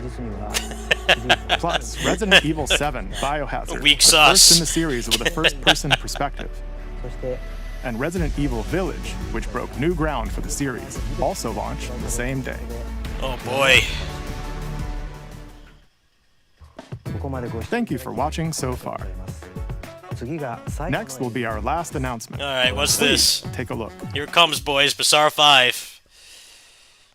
The God Hand remaster with 120 FPS support. It's coming right now.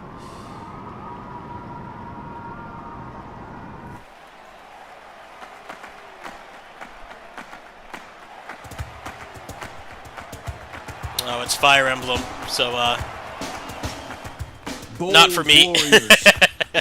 Not for me. Cool announcement, not for me. Strength. Hold fast to the devotion in your beating hearts. Hear me now as I declare that the heroic games have begun!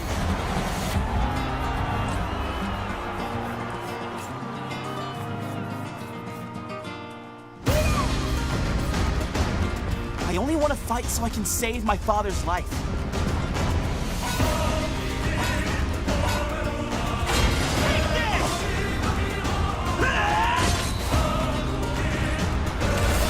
What I seek is a great strength. An unyielding strength for any foe. Sheer strength to uphold the faith I hold dear. Above all, I need the strength to lead my people. Strength enough for a queen!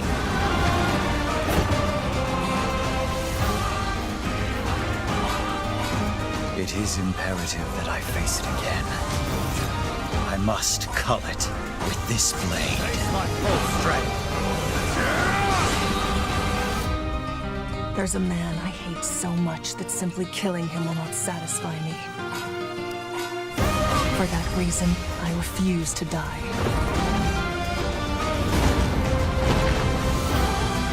I won't let you hurt her! And now warm blood is served in a crude cup. You think I'd let you deny me my feelings? I refuse to accept defeat. Not now! For those who stand upon the final stage, I shall grant whatever wish you may desire. So say I, the Divine Sovereign, that I vow to you. Alright, well, my wallet is safe. The years were long. I can't vouch for anybody else, but, My wallet is safe. Have you forgotten me so soon? I don't have to e-beg for donations to get a shadow drop today because they didn't announce anything. Prime 4. Prime 4 I would probably play casually, but I would not. Fire Emblem, Fortune's I would Eve, not the latest in buy the a series. Switch for that. This intertwining story I don't happens really care about alongside the rest. thrilling. We'll do a Starfire run to close out the stream, and I'm gonna go to bed. It was that was a pretty good direct, just not for my interests, which is why I don't really expect much from them because I have very niche interests in games. I don't play a lot of big mainstream stuff. I don't think anybody could say that was a bad direct. I think they really filled out the lineup for the beginning of next year, which is something they desperately needed to do because the lineup was looking pretty barren, and then they have a lot of big stuff coming up through the spring, so that's pretty good. Just they're not things I want to play. And a lot of people say that the direct is bad because it doesn't have things they want to play. I'm like, they announced a huge variety of stuff. I mean, I think they covered all the bases, if you ask me. But people will often say it's a bad direct because it doesn't have things that they want to play. I'm like, well, that's your interest. But you can't say it's bad just because it didn't have things that you wanted. I think people often forget that. Like, just because it's not interesting to you doesn't mean it's not interesting to other people. And like that was a very good direct. It really was. Just not for the weird niche stuff that I play. Hey, which is fine.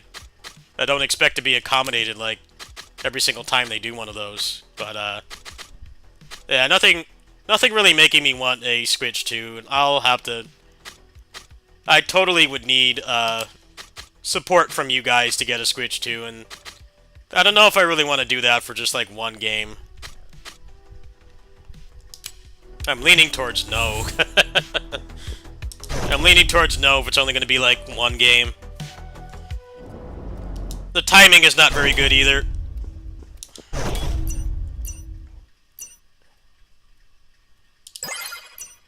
Because I'm going to be traveling in November when that game comes out, like around the same time.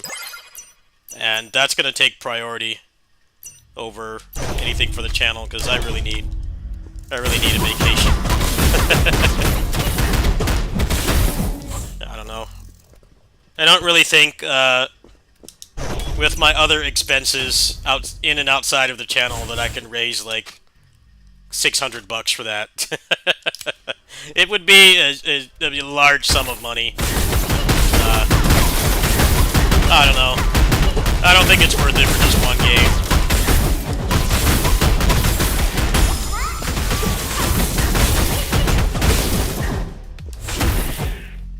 I don't know. If somebody comes in here and says they want to donate like $400 randomly, maybe I would consider it. But right now, I'm leaning towards no. Just not bothering. The timing is really bad for me.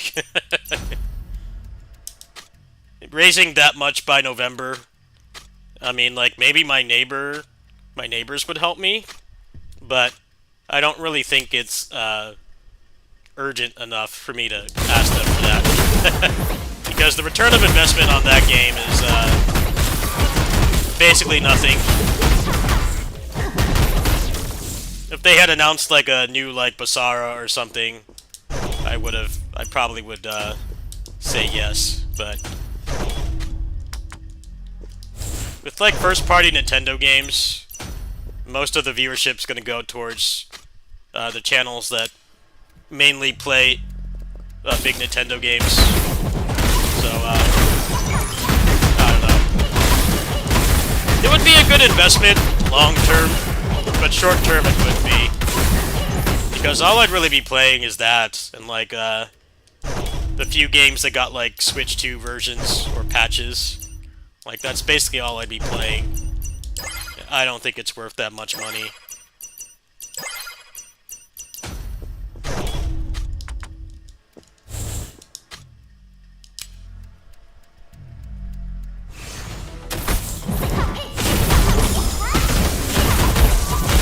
You were talking about Mario 3D All-Stars? Yeah, that was kind of a meme, wasn't it? We need to make this digital game limited. Like, why do you need to make it limited? The whole point of a digital game is, like, you don't have to make physical copies. Like, there's no actual limit. But for some reason, they're like, oh, we need to make it limited. Like, why? Is there any reason other than trying to FOMO people? Hit people hard with FOMO. That's like shit that gacha games do. You know, like, this character's only available for a month. They're not coming back for like a minimum 6 months. That's the shit that like mobile games do. Why do you need to do that with a Mario game? Like, come on, I don't see the purpose in that.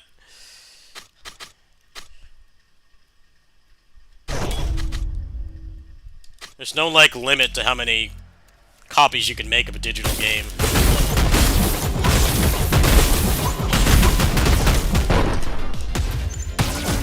Nintendo doing the Disney Vault shit. We're never gonna bring this back. I'm like, yes you are.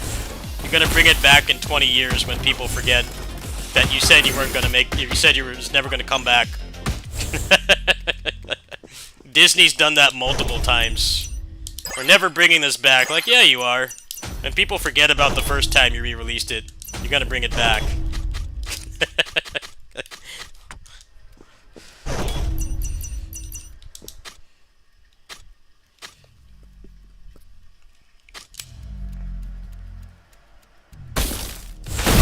Golden Sun, pretty much. That franchise basically, killed itself. With the Dark Dawn game. Like, nobody liked that game. It didn't help that it was a DS game, so it had, you know, N64 graphics. It wasn't anywhere near as appealing as the pre-rendered art style with the pixels. It looked butt ugly. Like, nobody played it. I remember when that game came out. People were very disappointed. I think that's one of those, franchise-killing games. Sometimes there are games that just kill franchises. Like, beyond repair. Like, they just won't make another one. Because they know that they killed it, that one. People hated that game. I think that they would probably attempt to do some kind of remaster before they would bring that back, I would imagine. It's kind of like Sanada Yukimura Den, how that basically killed Basara. It came out like only a year after Sumeragi, which is like one of the best Musou games ever made. But then it had like a fraction of the content. You know, game mechanics were stripped and stuff, and no one bought it, and that killed the franchise. Golden Sun Dark Dawn is pretty similar.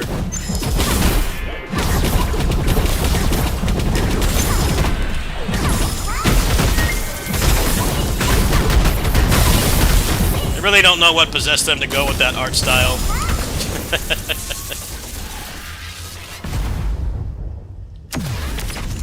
A lot of the best games on the 3DS were like not pixel art games. Or not 3D games, they were pixel art games. Like the Castlevania games, for instance. Those are like some of the best games on that platform. The 3D ones aged like milk. They aged really bad.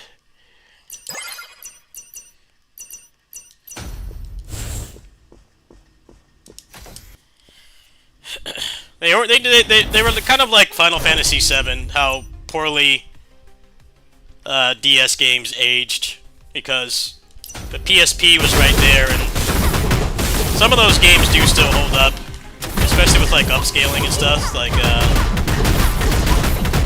Kingdom Hearts Birth by Sleep, Phantasy Star Portable 2, Infinity. Like, those games look fine, but then, like, the DS was out at the same time, and those games looked way worse. I think the decision for Golden Sun to go with crappy N64 graphics instead of pixel art was a mistake. So I really don't think Golden Sun will ever come back. If it was, they would do some kind of large-scale remaster to test the waters before they would make a new one. Because that definitely is one of those franchises that couldn't recover from a bad game. Not every franchise can recover from that.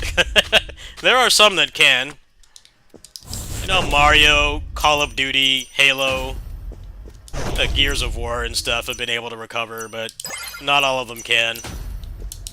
It's for the select few franchises can do that. Golden Sun and Sengoku Basara are not those at all.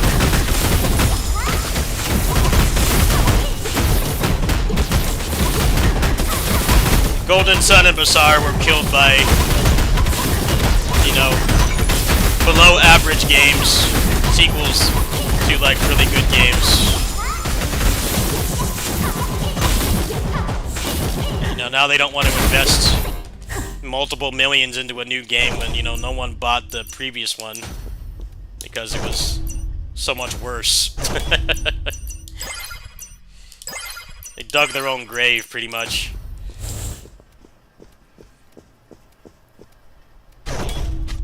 I would be shocked if Capcom, like, ever does another Basara, like, they even consider doing one. I think it's pretty much dead.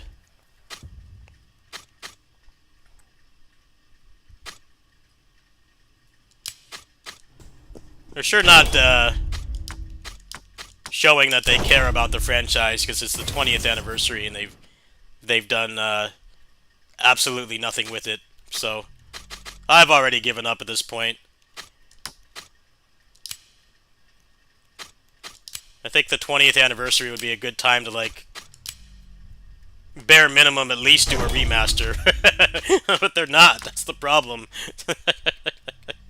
They're not doing anything with it at all.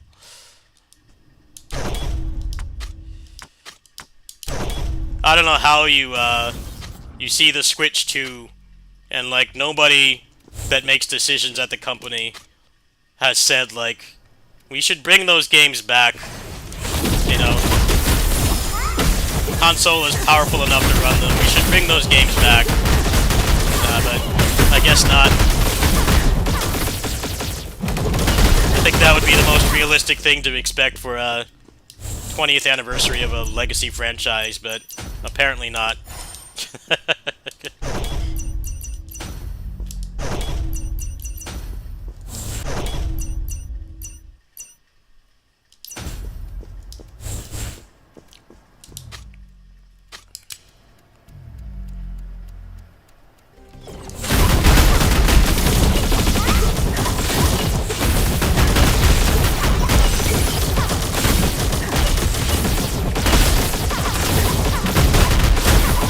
Some people don't understand that there is such a thing as killing a franchise.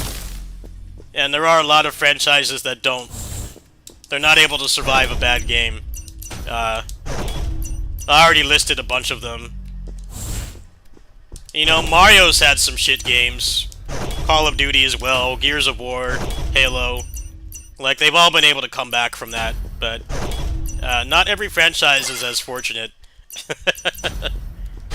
Sometimes you put out a bad game and a franchise really does just die.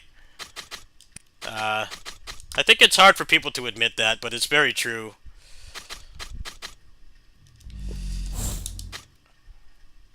You know, they just think that there's no market for it because they put out a bad game. It's like, that's not really why.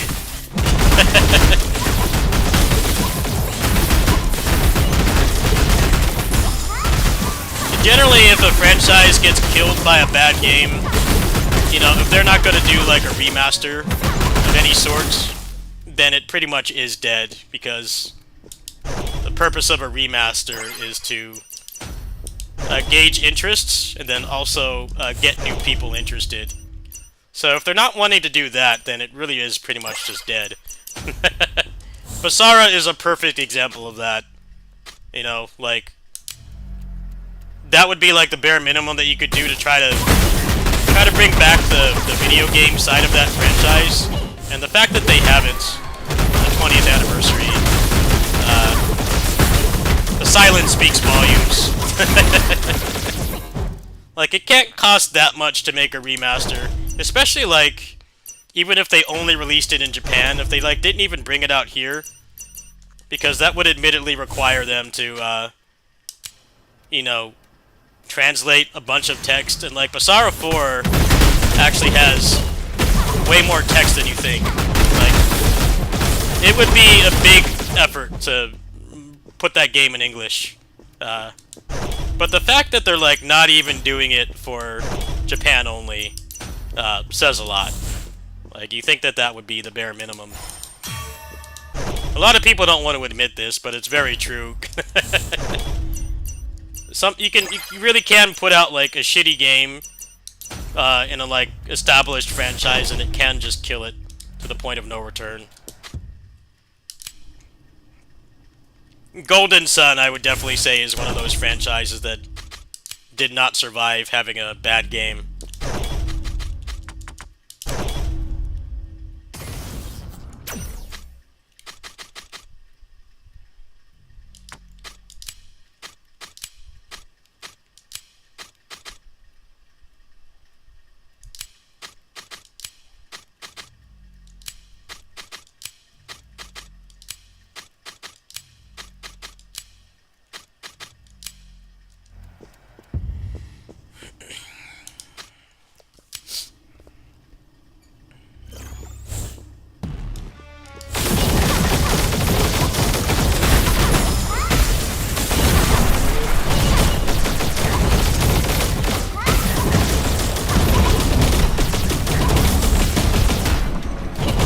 I think people like to look at stuff like, you know, Gears of War and Halo. Like, oh, they put out a bad game, you know, Golden Sun's gonna come back. I'm like, no, it's not. It's not gonna come back. Coming back from putting out a bad game is actually rarer than people think.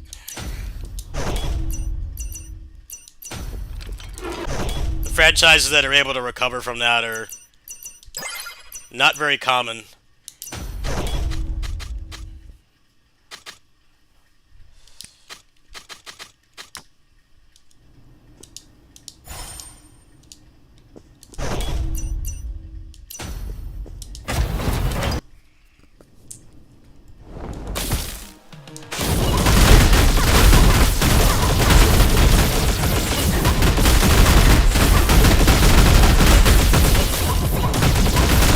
Resident Evil is another one as well that's been able to survive, like, multiple bad games, but that is by no means the norm. The norm is more that it kills the franchise either completely or they wait like a really long time to try again. You know, DMC is a good example. You know, the reboot didn't kill DMC entirely, but it was pretty dormant for like 6 years. Like, after the DMC reboot got such a mixed reception from the fans, you know, they did the 4 special edition, and then it was nothing for 5 years. So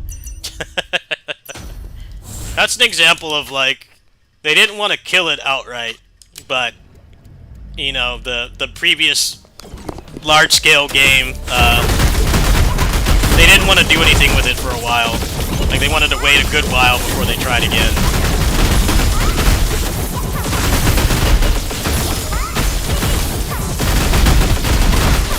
There's also instances where a revival for a series does well, but then they, like, randomly don't make a new game. They just kind of let it go dormant. DMC has managed to do both. It came back from a divisive game, and then like the main Grand Return game sells like crazy, but they like don't make a follow-up. It's kind of interesting to think about. Like DMC 5's success proves that, you know, people like the franchise and it's worth investing more into, but pretty much all they've done is Peak of Combat and then the Netflix series that no one likes. That's all that they've done. It's really weird. Like, you think that they would have announced some kind of major new game or something, but no, there's been nothing. I really don't understand why. Like, that game sold millions of copies. You think that there would have been something by now, but it's been 6 years. There's been no major game announcements. Like 5 years since Special Edition came out. Clearly there's interest.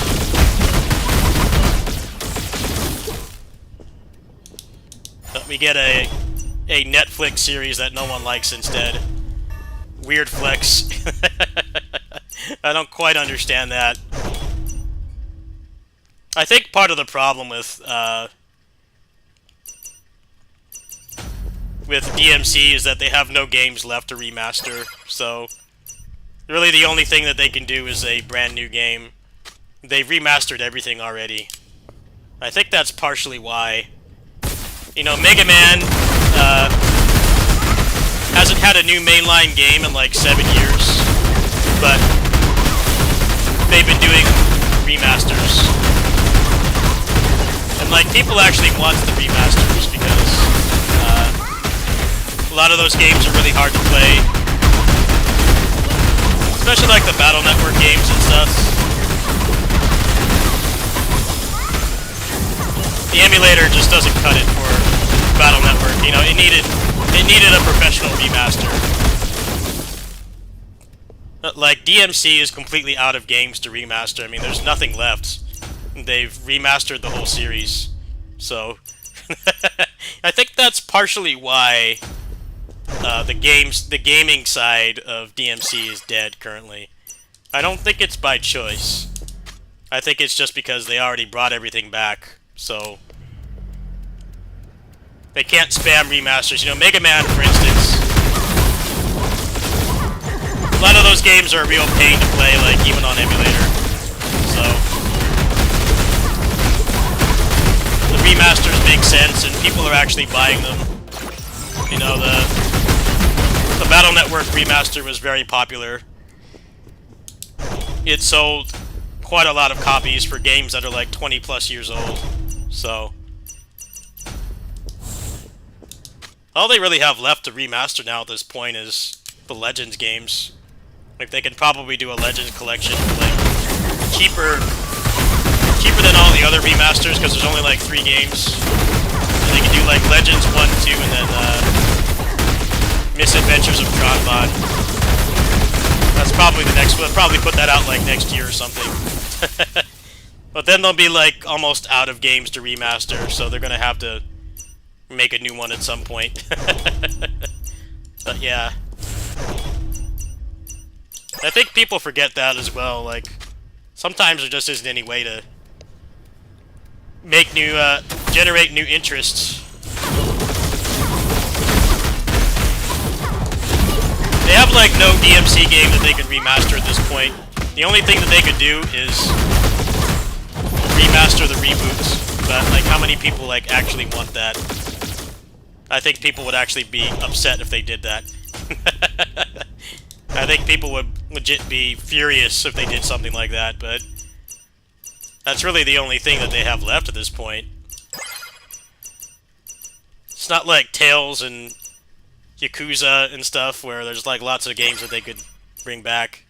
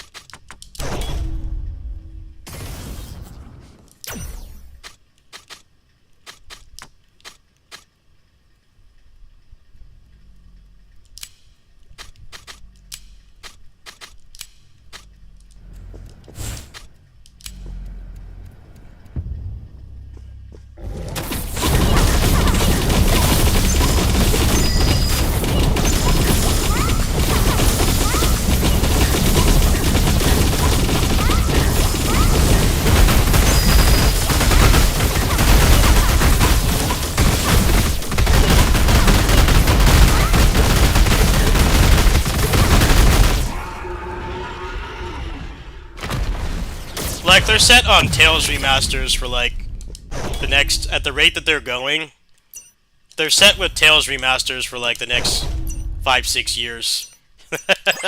Like, they can keep spamming remasters for a really long time, but, not every franchise is like that.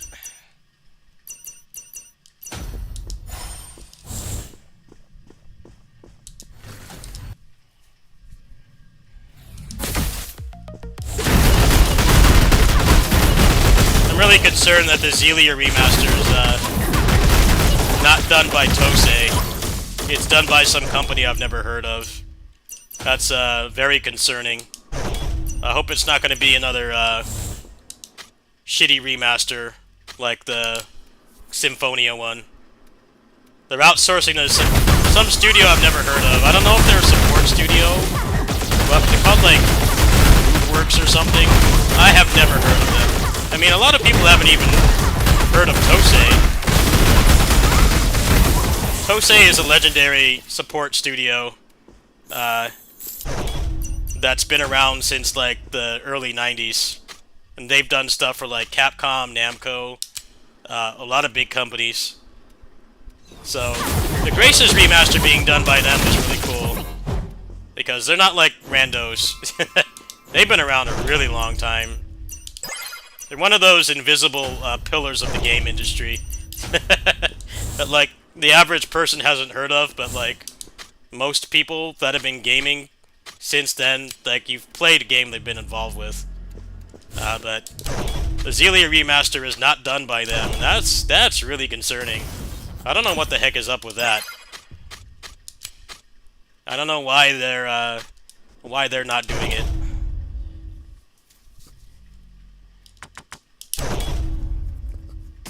I'm going to guess that they're trying to get them out faster, so they're handing this one to this Grooveworks company or whatever it's called, and then like Tosei is probably working on the next one.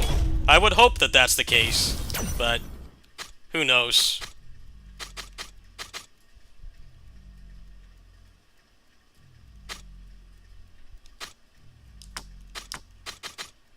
I think people are just understandably weary because, you know, the Symphonia remaster was a disaster, so people aren't, like, super happy that this is happening. They want it to be, you know, a company that they've heard of doing it.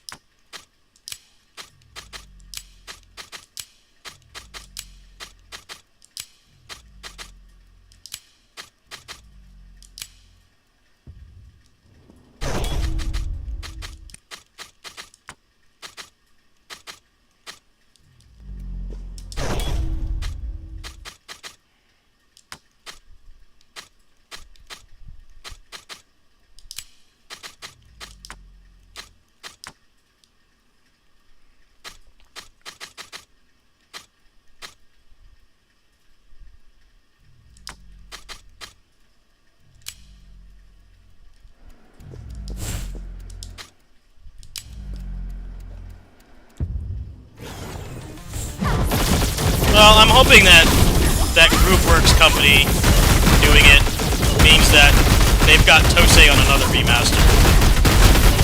So that we'll get, like, another one next year. I would hope that that's the case, but you never know.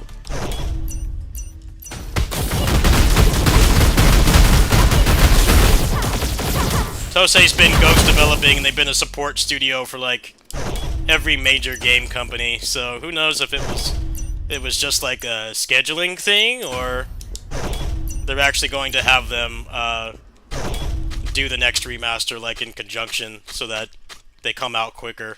I would hope that that's what it is, but I don't know. They've been credited on stuff like Crisis Core Reunion. Well, not credited. They're still like ghost developers, but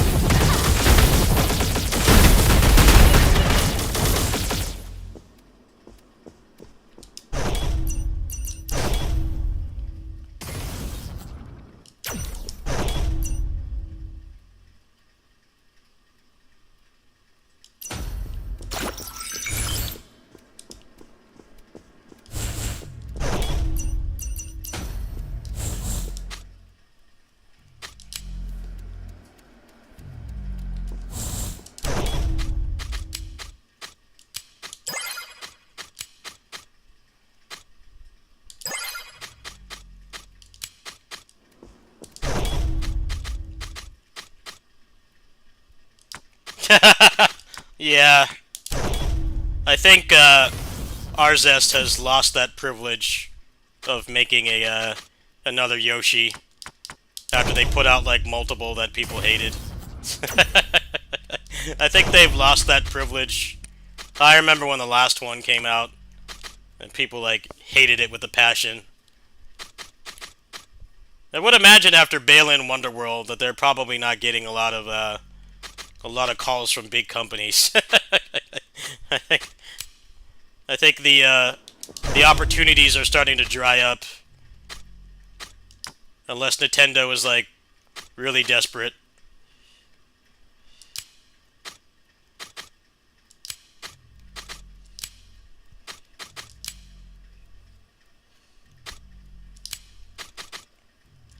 I mean, Nintendo right now, their strategy is basically, you know, outsourcing all these games and then like holding on to them until there's a dry spell. And then they release them when there's nothing major going on. That's how the Switch, like, in its last year of exclusive life, you know, where there wasn't a successor, that's why it had, like, multiple major games coming out. Didn't just all have those main lifespan, and then the Switch 2, like, they started spamming those at the end. I thought it was actually a pretty cool strategy, because usually, like a big, like, person we won't hear about for, like, until, like, mid-next year. GameCube as well, where, there'd just be really long droughts of nothing to play. They really don't want that to happen again, so... Comes out, like, really late, like a year and a half. Like, they know that they can inflate the library by adding, like, significant content to these Zeldas. The Breath of the Wild and Tears are a pretty good deal if you didn't play them before. And they had those at launch. That's pretty cool. And like the upgrades, I mean, well, admittedly the upgrade for that wasn't really that great because it was mostly just the frame rates. But I don't know, that's pretty significant if you ask me.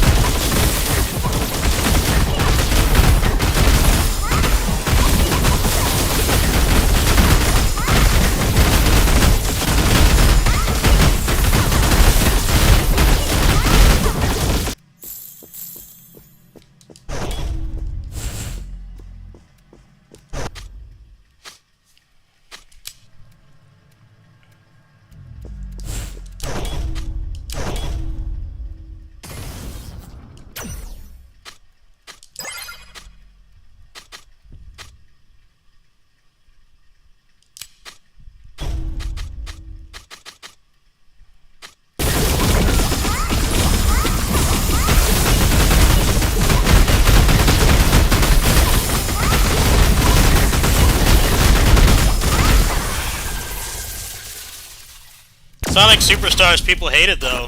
People hated that game, Sonic games. People actively hated that game. I remember seeing someone do the final boss and it basically, like, is invincible, like, 90% of the... I won't be surprised if, Sega doesn't outsource another Sonic game to them anytime soon, unless they're really desperate. Like, we need a new Sonic game. Them to do it. Do you really?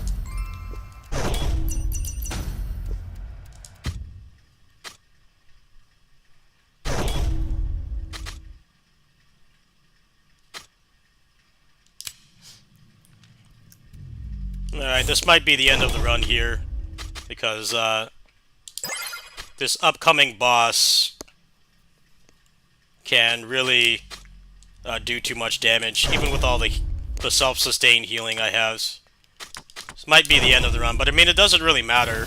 I've already unlocked everything, so there's not really going to be much of a crash out. Don't expect much of a crash out. It takes double damage. Yeah, the run is already over. Run is already over. I'm not going to have to sustain. Yeah. Run's cooked. That's lame. Yep. I think they should really remove that. Ended as quickly as it began. As soon as I saw takes double damage, I'm like, well, that's the end of the run. That's kind of stupid, actually. I think they should really get rid of that. The fact that you get there, that boss has that much health. The boss has that much health, and then, you know, if you just take some attrition damage, the run's pretty much over. That's alright, though. Got all the meta progression. That's all I really wanted. Nothing to really get upset about. That sucks, though.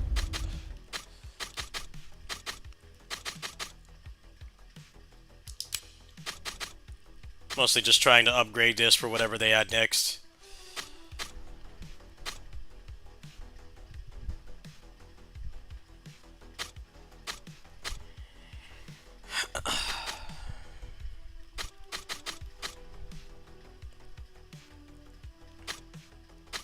Alright, well, that's gonna do it for now, folks. I am going to go back to bed. Gonna be warming up my lunch at my neighbor's house, maybe helping her out. There's Kitty sitting tonight as well. I kind of budgeted some time for like a shadow drop, but they didn't shadow drop anything I gave a damn about, so my wallet is safe. And admittedly, I would have needed support from you guys to afford something like that anyway, so it was a blessing in disguise. I'll definitely check out the Lost Soul Aside update when I have some more energy. So, if you guys want to check that out, probably later in the afternoon, I'll be back for that. Thanks for watching, everybody. See you later.